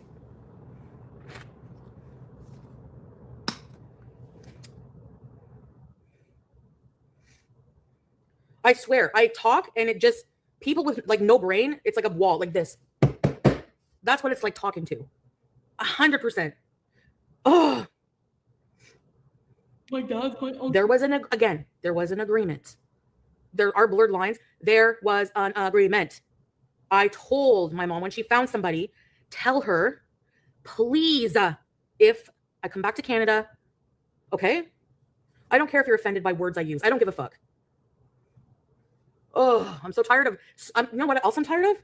Snowflakes. People being offended by every fucking goddamn thing in like anything. Yeah, right, Mia? That's a good point. Who was she supposed to give the cat to? You were still living in the Middle East, chasing around your romance scammer. That's such a good point. God. So if she did contact you, let's say she did, what the fuck were you going to do for Sam? You were in the Middle East with Salah and his family. Foodie, remember? Mia, thank you for pointing that out, and thank you for the support. So she says, why was Foodie talking to a minor? It sounds like the old owner was the one she gave Sam away years ago, and she's in college now. That's weird. Well, here's the thing, Sushi. I don't think she was. I think whoever these people are, I think the mom of this girl is friends with Smee, is friends with Chantel's mom. And I think Chantel's mom set up the rehoming of Sam with her mom, and her mom got Sam for her daughter. I think that's how this all went down. I don't think that Foodie's had any kind of, here's what's really throwing me for a loop is that I don't think that Foodie has had any contact with this girl. I think, and she even says this, it's what's so confusing. She even says she's getting updates and this is all happening through her mom. But then she goes on to say how she, got in this fight with this girl. I think all communication went through Smee, and Smee communicated with this girl's mom. But I could be wrong, but I'm pretty sure that's how it happened. And thank you for the support, hon. I don't care if I hurt your feelings. I don't care if I offend you. I'm not responsible for your triggers. I'm not responsible for your feelings. Okay? If you can't see the context that I'm using that word in, it's not attacking people with disabilities, then you're just as our word. I don't care. Okay? Fuck. Hi, Teardrop. Island Dragonfly. Say hi, Teardrop. Hey, like you're so proud of yourself, aren't you? The thing with being like doing social media and, having platforms is that there are people out there. It's very obvious, right? Who use that word and they don't in the same context that Foodie is saying. That's true. That's fair to say. I agree with you. Okay. If I'm around somebody and they say that because, and also I don't have kids with disabilities or I don't have family members. So it's different for everybody. Okay. Experience also matters. But the thing is that you could be like that and just be like, I don't fucking care if it offends you. Or you could be like, you know what? I have this platform. I don't want to offend people. I want to kind of, give a safe place for everybody and have a more of a welcoming community, but not Foodie. This is how you end up with 200, 100 people in your chat. That's what you refuse to either understand or you just don't fucking care. And it's like you dislike yourself so much that that's the kind of position that you're willing to put yourself in. That's the corner and the box that you put yourself in. People don't want to hear that shit, especially adults, especially when there's so many other words that you can use, Foodie, to say things and insult people that you continue, even if your own audience is telling you that they're offended. You don't fucking care. Well, you're like, okay, then we're going to go somewhere else. Then we don't want to be here. We don't want to support your platform. I'd rather be like, oh, it offends you? Let me not say that anymore. Fair enough. Fine. And then move on. That's how it's supposed to be when you have people who are creators. But she refuses to get on board with that. Addicted Cobra says, let's not forget this yuckiness during Ramadan. Dude, Ramadan always brings out the worst in her. And that's really something. That is something that should be noted by Salah specifically. Every single Ramadan, it brings out the absolute worst in Chantel. That's sad. Thank you for the super chat, hon. It's true. It's true. Seriously. God damn. And this is not like, I don't know. I'm going to go crazy. If I have to deal with people, like, I just can't. I can't. I need to, like, my goal in life, I need to be fully self-sufficient away from fucking society. I'm so tired of it. What does that mean? Hey, Pooh.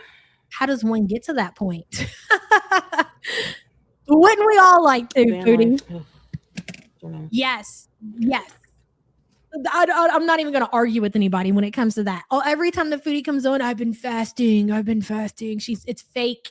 She's fake fasting. Absolutely.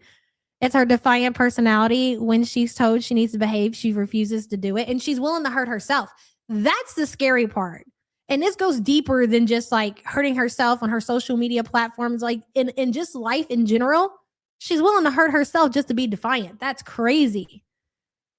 Big Bertha says, behind a touch, but if she wanted Sam back, why didn't she do that instead of getting smoky last time? Hashtag Foodie Beauty Animal Abuser. You know what the difference is? I believe, Bertha, like what's really brought this whole Sam situation on is that she knew that she came back to Canada and the option for her to return to Syria was there, or to go to Syria, I should say, because that's the first time that she ever went to Syria. So she basically got to Canada, had her mom, in my opinion, set up this apartment for her, and immediately was talking to Salah, and they set up her going back to Syria. So Sam was not even a thought. Yeah, she got smoky because that was the fastest, easiest way to get her hands on a cat. You know, Sam was going to take some work. Now, the difference is she's realizing that she's pretty fucking stuck in Canada, at least for the time being, at least for the next couple of months. She's not going anywhere. And again, she's looking for a way to rage bait, not necessarily her community, but just the community in general, like everybody. I think that's what we're looking at right now. And thank you for the support, hun. Hello, Shelly Ray. Shmi, you should be so proud of Cutie's horrible language. You know, when I read that, what I thought you were going to say? And I know it's you, so I shouldn't have thought that, but I really fucking already had it in my mind that you were going to say Shmi should have swallowed. I was like, that's right, girl.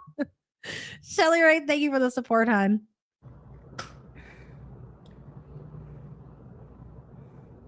Yeah, I never use it towards like people with disabilities. Never. Oh my God. Take BG and explore Canada. Starting a homestead. Yeah, he's fine. What? Space lifts? Oh my God. That's awful. Sorry to hear that. Yeah, I would lose it too. It's like we're supposed to be resilient and just smile and be happy and like through all of this shit that people give us. It's like, no. Ugh. Anyways.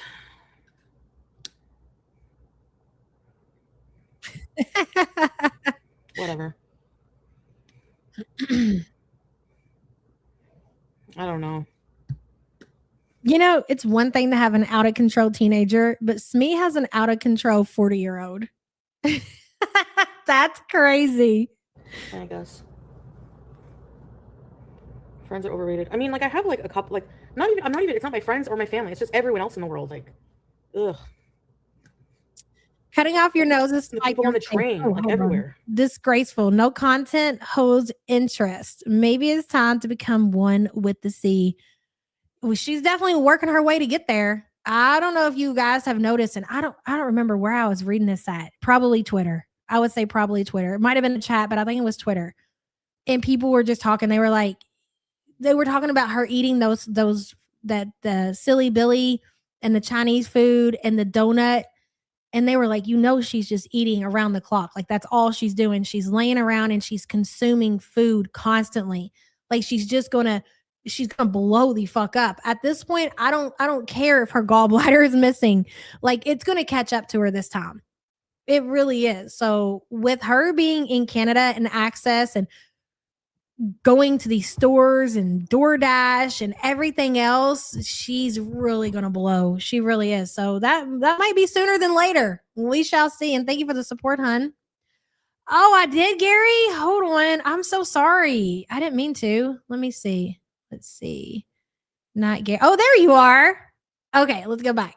Gary says, I again find myself saying, Chantel, you raggedy bitch. Is there no one in your real life you can have these conversations with? Well, yeah. If any of this happened, all of this is coming through Smee. Okay, I will, Joanna. All of this is coming through Smee. So why not have the conversation with Smee? Why not call your sister? What are you doing having this conversation on the internet? No, I agree 1,000,000%. And Gary, thank you for the support. Sorry about that. Sinatra says to you, Gary, what was the YouTube channel you were telling me about? Yeah, Gary, what's the YouTube channel?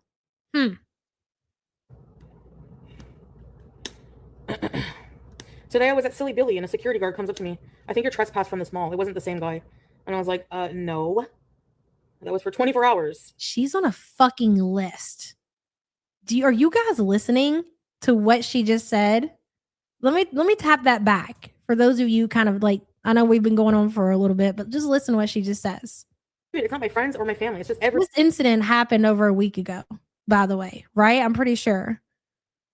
Mama of Still, yes. I mean, such a good point. Adopt a child with Down syndrome using the R word. Make that make sense. My son has Down syndrome. Thanks for sticking up for people like my son. Mama of Still, thank you for the support, hun. And again, I just want to remind you guys, Foodie has no intention or would ever even try to adopt a child with any kind of anything. She wouldn't try to adopt a child at all. All Foodie is looking to do is rage bait the community. She wants negative attention because that's the only kind of attention that she gets on the internet. Without negative attention, there is no attention for Chantel. Ain't that a shame? If you've ever had to deal with any kind of, and I know there's not a lot of creators here, but I've been through it a few times, okay?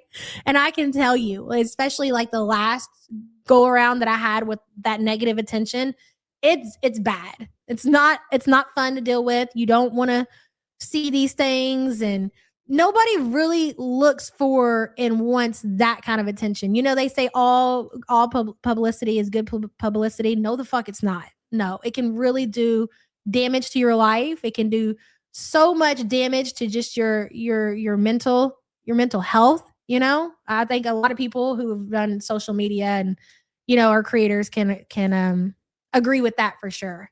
And so yeah, she's never ever. She's just again looking for attention, and that's unfortunate. The only kind of attention she can get.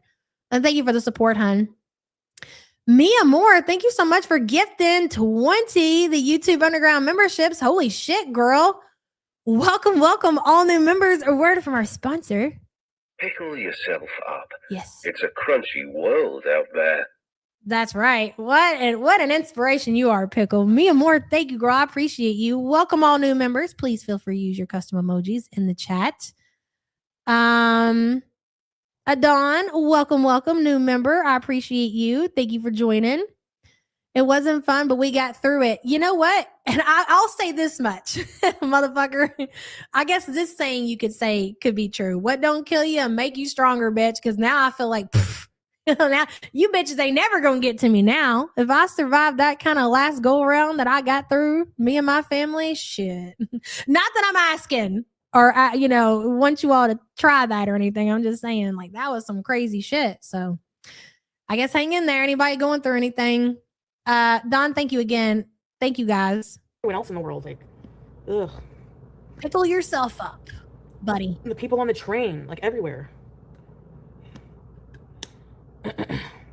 Today I was at Silly Billy and a security guard comes up to me. I think you're trespassed from this mall. It wasn't the same guy. So this motherfucker's on her mobility scooter. She's drawing attention to herself just by the way that she looks. And she's on a list. She's literally on a list.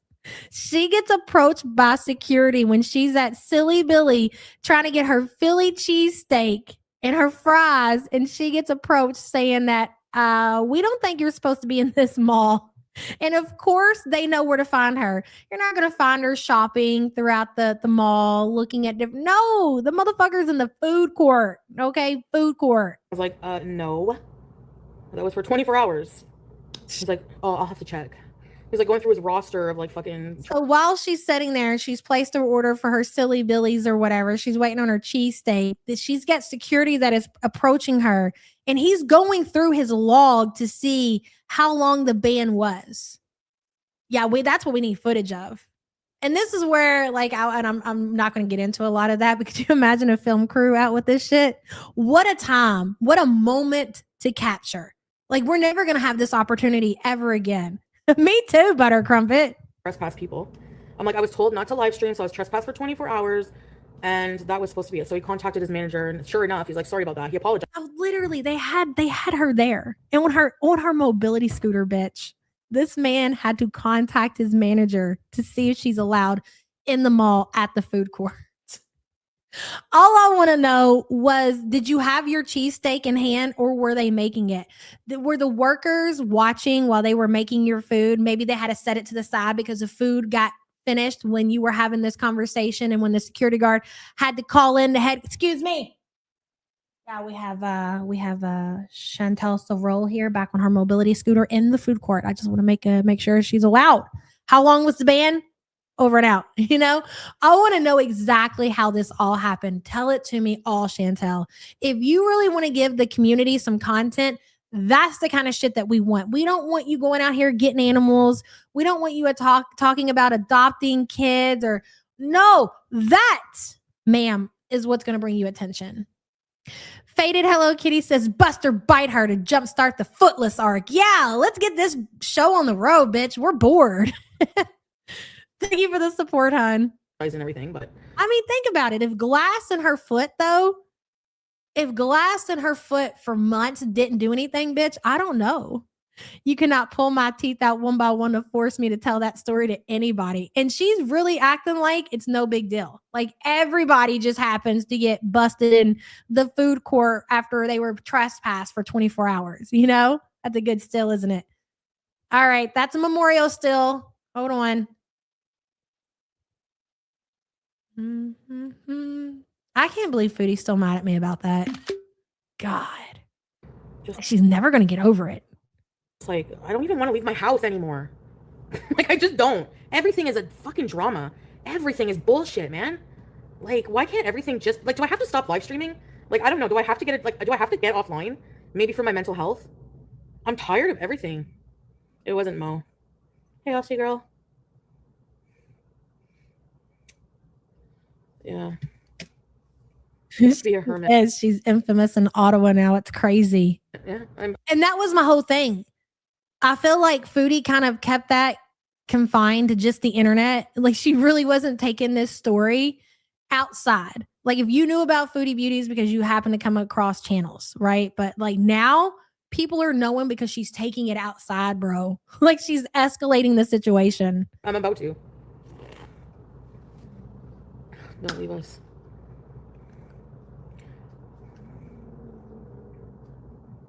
Anyway. Infamous in Ottawa.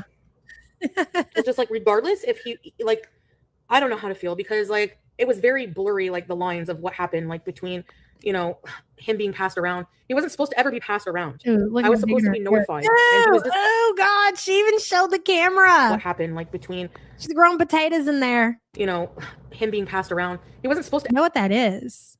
I know what that is. I know. I agree. You don't wash your ears in the shower, they're going to itch. She ain't washing her ears. Ever be passed around. Probably not cleaning them out at all. I was supposed to be notified, and he was just kept being given away.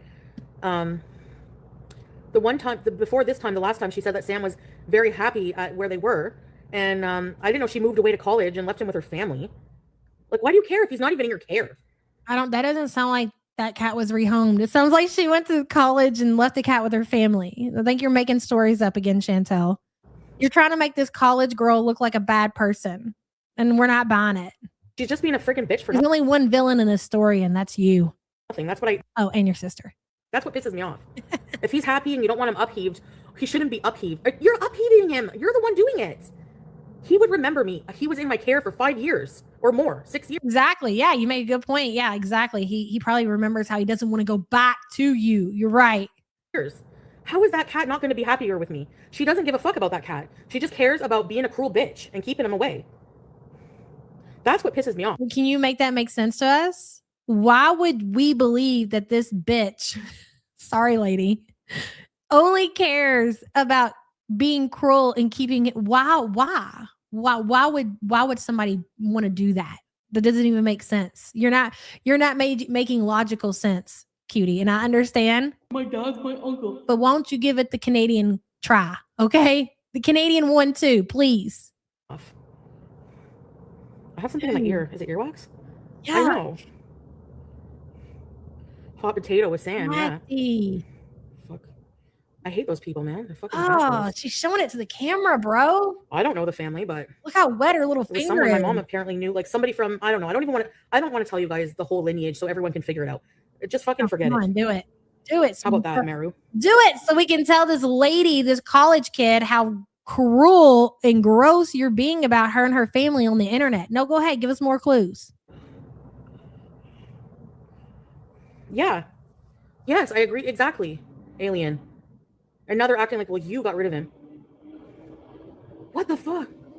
I hate these people. I need to use this. Oh my God. I must have been just listening at this point because I don't remember this. I didn't see this happen. Oh my. That one's going in the book. Smee's going to hang this one on a refrigerator next to her Canadian fucking poutine. There we go. How are you today, Tear? Where's my cutie? Drop better than me, I hope. There's no wax. What's itchy? Okay, there we go. Oh my God.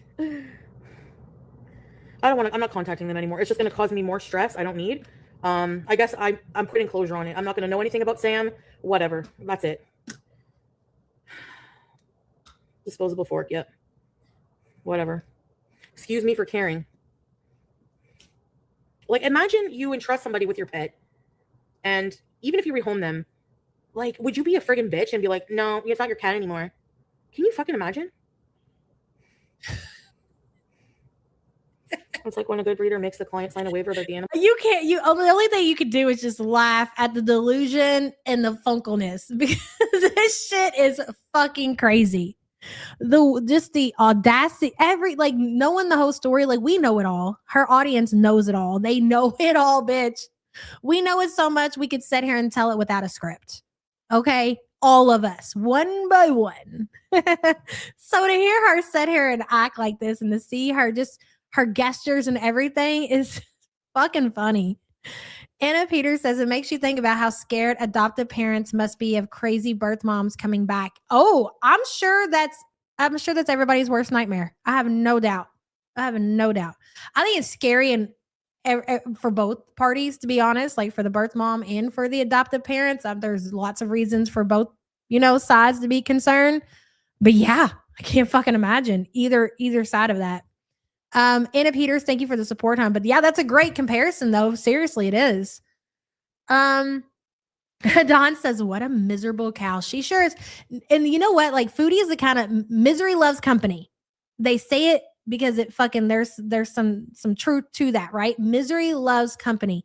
And if you can tell, Foodie wants other people to be miserable with her, even if she just is looking to get people upset. Like this whole situation about Sam, I definitely think there's some truth to this. I don't think that it's all made up, and I kind of already talked about that. Just to get this girl upset, this college student who has Sam, who's obviously taking care of Sam, just to get her upset and even thinking about this situation because she wants other people to be miserable. Also wanting her mom to be miserable, to be in the middle of this shit. Like, misery loves company, and Foodie is a motherfucker that wants other people to be miserable. Let's look at the whole Salah situation. Why is Foodie always so horrible during Ramadan?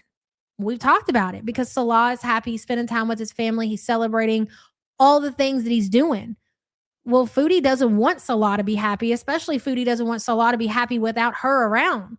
Foodie needs Salah to be miserable like her. So she tries to do whatever she can, make these certain moves to make him as miserable as she possibly can. Misery loves company. Those are the kind of people that you have to realize that you have to cut out of your life. When people try to bring you down to their level because they're in a bad mood and they want to take that shit out on you and they want you to be in a bad, you ever been around somebody who's in a bad mood and you're not in a bad mood, then all of a sudden you're in a fucking bad mood because they've worked to get you there because they want you to be in a fucking bad mood too. Get yourself away from these people. It's not worth it. Thank you for the support, hon. Kaylee Ray says, don't stick things in your ear. She is a toddler. Yeah, never stick anything in your ear. They tell you not to even use those Q-tips. I'm guilty of it. It's fine. I've survived 42 years. I'll have you know. I'm just fine. I know what I'm doing. I'm a professional.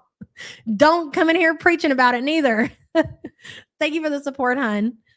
Meg Ron says, cutie must stay inside forever. We need new 600-pound life episode. Oh, I agree. Yes, absolutely. We need a fucking crew is what we need. We need a crew. Thank you for being a member. Hectic Llama says, I have a close friend who fosters kids and I couldn't do it. I mean, I would love to do it. I've actually even considered it, but I know I'm not selfish, but I don't think I could do it. I can't. And that's even when it comes to animals, fostering animals, which is an amazing, selfless thing to do. But I don't know how people do it. You get attached and all of a sudden they're there and then they're not. I don't know. It's devastating when she has to send them back to be in bad situations with their parents and that's so true. Just because a parent is getting their child back after they've been in foster care doesn't mean that those parents are better. They're just good enough to pass whatever test they have to go through. It doesn't mean that they should be having custody of their kids. That whole foster situation is really bad. It's really bad. Anna Peters says, kudos to the family for keeping Sam away from her. I truly believe that the family made up that they rehomed Sam. I mean, it's possible. Maybe there was a situation they had to rehome Sam. I don't know. But if I had to take an educated guess here, I'm going to say that the family more than likely lied to get these people away. Quit fucking calling us. We're not giving you updates. You're not getting Sam back. Go away. That's what I would have did. I forgot a Q-tip in my ear and what? Why would you? I can't imagine. I mean, I'm moving and cleaning and I'm not leaving it and walking. What? How did no? That doesn't even make sense. Yeah, don't use Q-tips if you're gonna do shit like that. I fostered 150 plus dogs in 15 years. I don't track down the owners or annoy. You know what? That's such a great point to make. There's so many people out here who foster and rehome animals.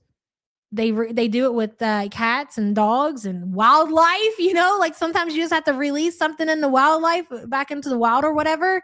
Yeah, are you motherfuckers calling the owners in 3 years asking for updates? I don't think so. That would be very unprofessional to do. You know, if you have somebody that stays in contact, that's a little bit different. But, you know, just one day, hey, you know, and again, I don't think that Foodie was necessarily sniffing around for updates on Sam. I think that she had her mom see if she could get the cat back. I really, truly believe that. And thank you for your support, hon. Needs to be rehomed. It's either brought back. Yeah, see, this was all verbatim. So my fucking fault for not being more careful. Oh, I will be so careful in life from now on. Trust me. Oh, when you rehome BG, well, you gonna ODL her BG so nobody gets her? That's what it sounds like. I'm gonna be so careful. You know what you sound like, Foodie? Do you really know what you sound like? I have it somewhere. Hold on. Evil cackle. Check fucking mate, Chantal. Check fucking mate. Psychotic. Oh, yes. Oh. Flutes, I agree. Mm-hmm. Yeah.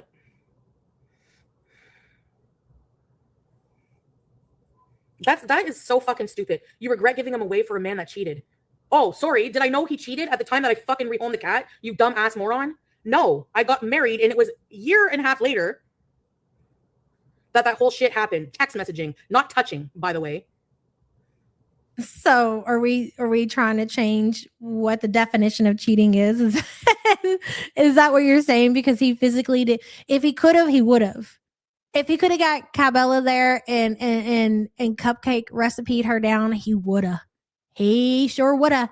And I'm gonna tell you something, Foodie. This one's gonna hurt. He could have made it fit. As tiny as it is, he would have been able to make it fit.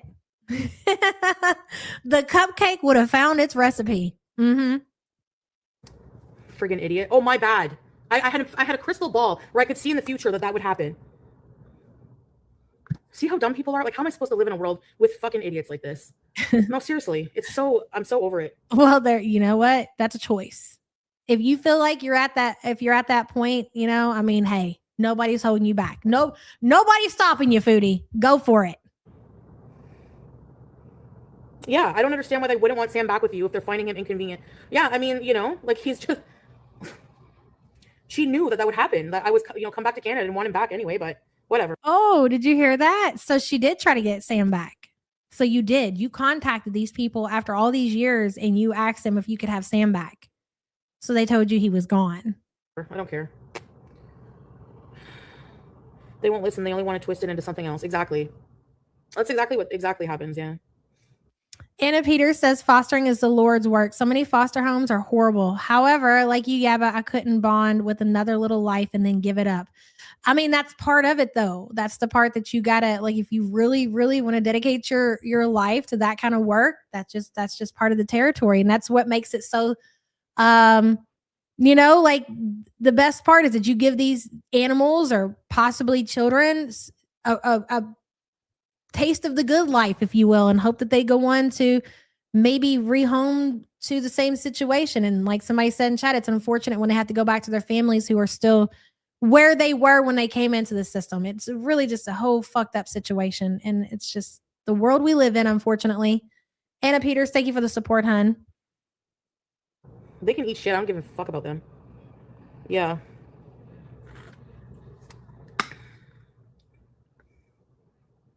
Mm-hmm. Uh-huh. Yeah, I know. Who knows teardrop? That's the thing. That's the thing. Well, look how long the fucking goblin hid from people what happened to BBJ. But I'm the cat killer. Well, how did she end up with the cat? Foodie. It comes down to you. The fact that, okay, let's believe what you're saying, that Sam's been rehomed 7 times. The fact that that happened to Sam, whose fault is that? Is that the people who rehomed the cat 7 times? It really comes back to you. You had the cat, bro. You didn't do your research. You didn't vet these people. And really, honestly, you left the fucking country to go be with somebody you didn't fucking know. Same thing goes for, what's her face over there? Cigarette. That's true. Both of them. You know? Yeah. Yeah. Oh well. She was. When she finally was starting to go around and date, the cats became a big inconvenience. She was hinting around to rehoming BBJ and Sam when she was with the dishwasher. It's very true. Of course I didn't forget about him. I always check up on him. I dream about him all the time. You know? Justice for BB. That's because that is your guilty conscience, Chantel. The fact that you're still dreaming about those cats, my guess is that is your guilty conscience because of everything that transpired because of your actions. Yeah. That fucking ugly cunt will fucking burn in hell and get her karma for using an Lord Almighty. elderly dying cat as drama and for views. Don't worry. Anyway. I don't want to talk about it anymore. That's what I'm saying. The lines are very blurry when it comes to, like, from a legal standpoint. So, yeah. I know. Pretending like she gave a fuck about the cat. Yeah. I still think of my cats for childhood. Yeah, me too. Yeah. Right. Mm-hmm. And morons, the stupid morons were always, well, she's in better care with, what? Are you joking? Being harassed by her ugly dogs and in fucking smoke-infested hellhole with a fucking cackling bitch, sadistic bitch who doesn't even. You're not wrong, but how did the cat get there? Oh my God. It's like we're not dealing with an adult. You realize that, right? When we're dealing with Chantel, it's like we're not dealing with somebody who can just, not a 42-year-old. There's no fucking way. The lines are not blurry. You gave them away. That's it. End of story. End of story. Like cats. And then ended up killing her anyway? Like, what are you talking about? Oh, I hate people. I hate people. Anyway, she literally said she hates cats. You're so angry. You're so angry. And I know. I was just thinking this. You can actually, and we've been talking about this since Foodie has been back. You can hear how angry she is in her voice and how miserable she is, a miserable existence.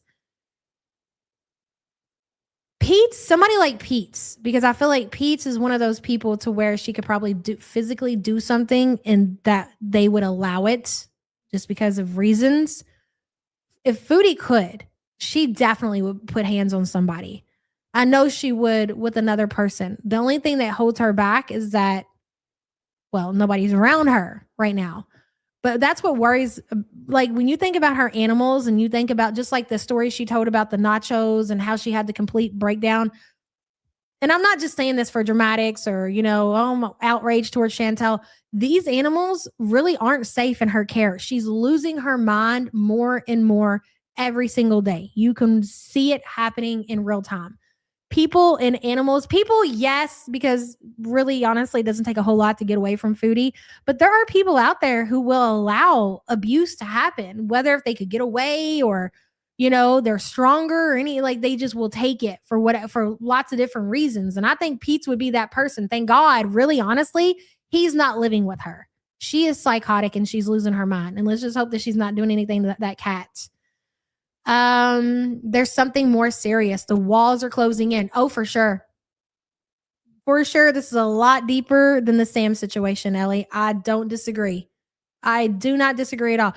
Guys, I've been telling you all ever since basically before Foodie lost her monetization and she made this big announcement that she was coming back to Canada. I was like, shit, I don't know how she's going to do that.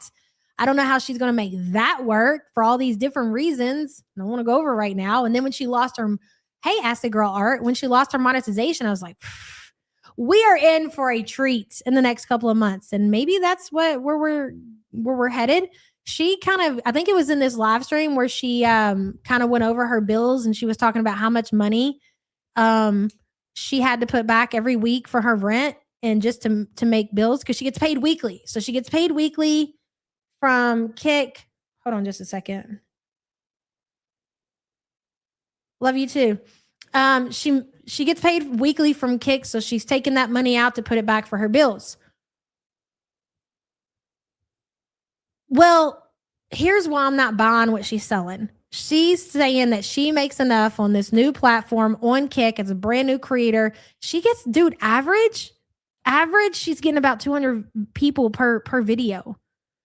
So it's the math is just not mathing for me. And if this, here's another thing, and we're going to talk about the behind the scenes feeder content for a second too. If all of this was, I think Foodie is so pissed off at YouTube because they won't allow her to do what she wants to do and have the kind of content that she wants to have on her channel, that if she was able to make the kind of money that she was making on YouTube, then she would not come back. She'd be like, because fuck YouTube, they won't let me. She's so defiant, right? She's so defiant. This is why I'm not believing that the feeder content, if she's doing it, is as paying as much as we think. Because why would she be in such a rush to go back to YouTube? Why would she be willing to put free content on a platform that she hates? Isn't YouTube an American company too, by the way? And we all know how she feels about America right now, ladies and gentlemen. So my question is, how has she been surviving for all of these weeks? And if she is surviving and she's actually making rent and she's paying her bills and she's, everything's working out hunky-dory for her, then why is she so in such a rush to go back to YouTube? Because that's not adding up to me. That's not adding up to me. We'll see. Exactly. It really is, Sweet Tea. Yeah.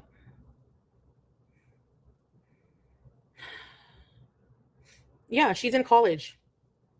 Right? So I really don't see the problem. You're in college, so, but whatever. She's a bitch. What else can you say? So wait a minute. Because you're telling on yourself again. So are you telling the people that the girl went off to college and left the cat, Sam, with the family? Because the way you're presenting this story in several different ways. Oh, he's been passed around to so many different people. He just keeps getting uprooted, blah, blah, blah, blah, blah. But now you're basically saying the problem is that the girl that had Sam went off to college and left Sam with her family. Typical story. There's nothing wrong with that. When my son goes off to college, I will get his cat. I mean, he's basically my cat, but he's more Chance's cat, right? It happens every day. Kids go off to college. They leave their animals with their family. That doesn't mean that they don't want their fucking animals. It means, hey, when I come home for break, I want to see my cat. When I'm home on vacation, I want to see my cat. And when I'm done with college and I get my own apartment or I get my own place, I am going to take my cat with me more than likely. And if I don't, guess who's taking care of him? My mom, my dad, my family. So which is it, Foodie? Are you telling us that the cat was rehomed, or are you just telling us that the girl went off to college and left the cat at home with her family? I know. Shameful. You've called this woman, this girl, you've called her so many disgusting, nasty names on your platform publicly for people to shame her. And they are in your chat over there when it sounds like the girl went off to college and left Sam with her family. Big deal. People who hate cats, I would never fuck with anyone who hates cats. Never.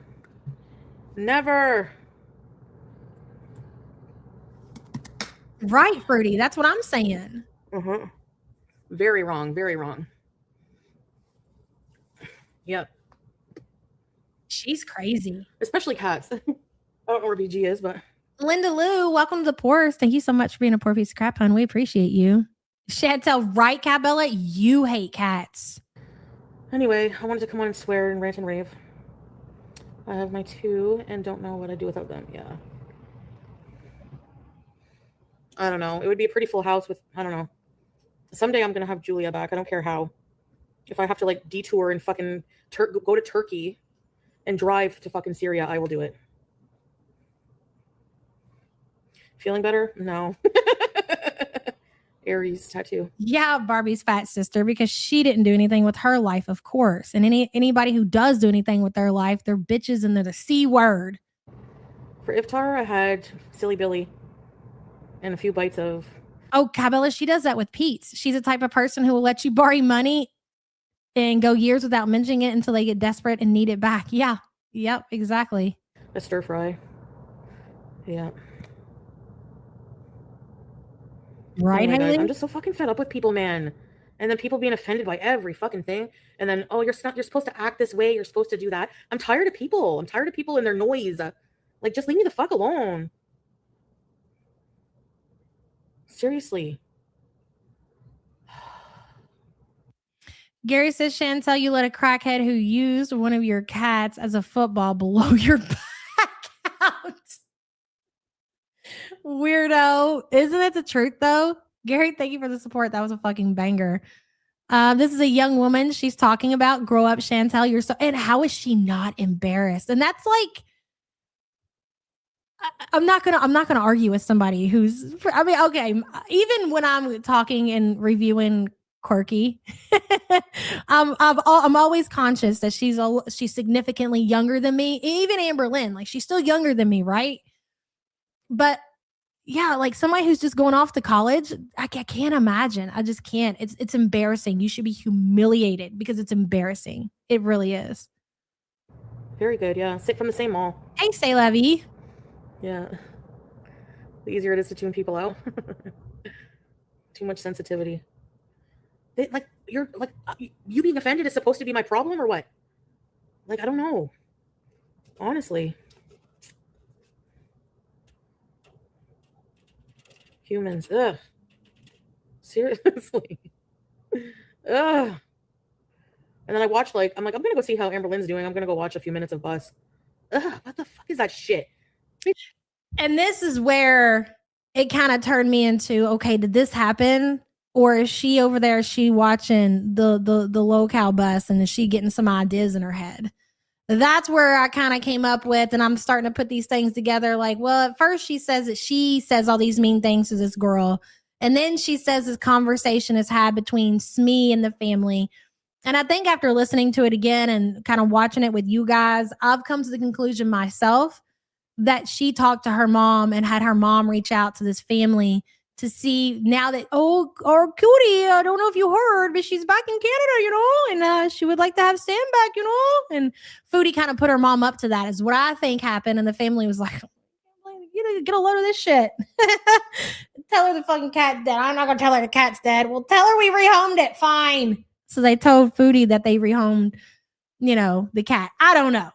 It's something to that extent. You just, again, when you're dealing with somebody who's a compulsive liar, you got to try to figure out what really happened just by putting shit together. Scrape, cringy. Fuck, she's so fake on that show.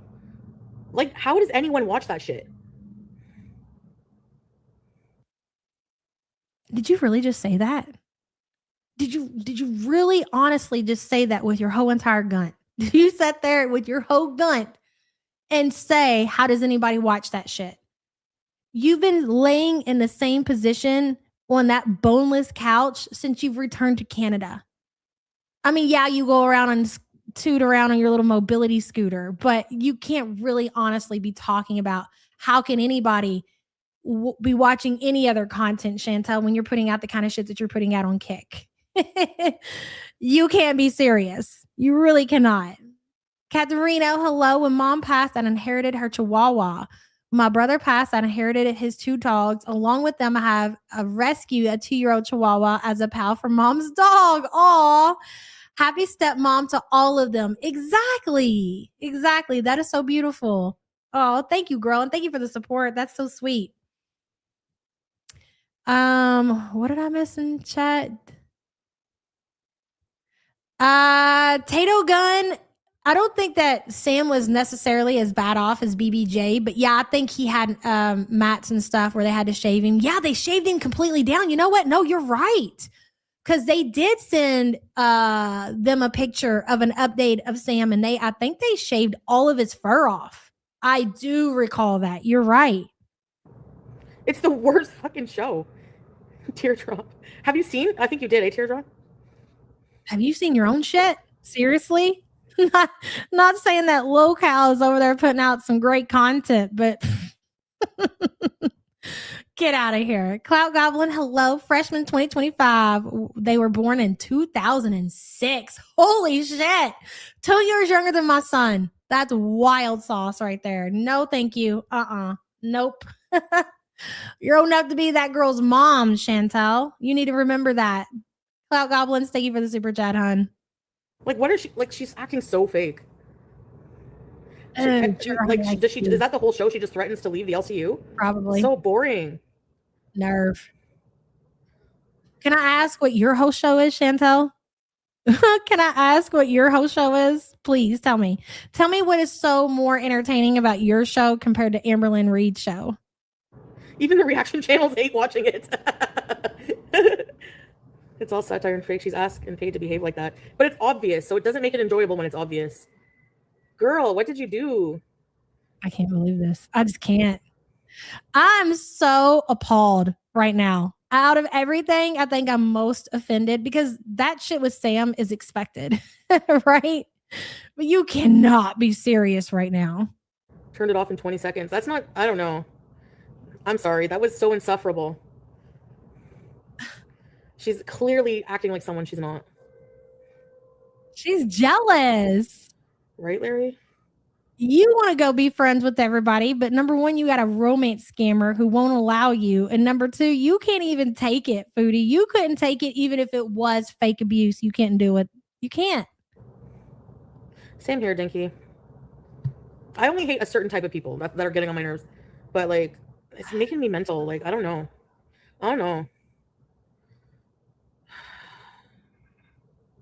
She's not trying to get me monetized.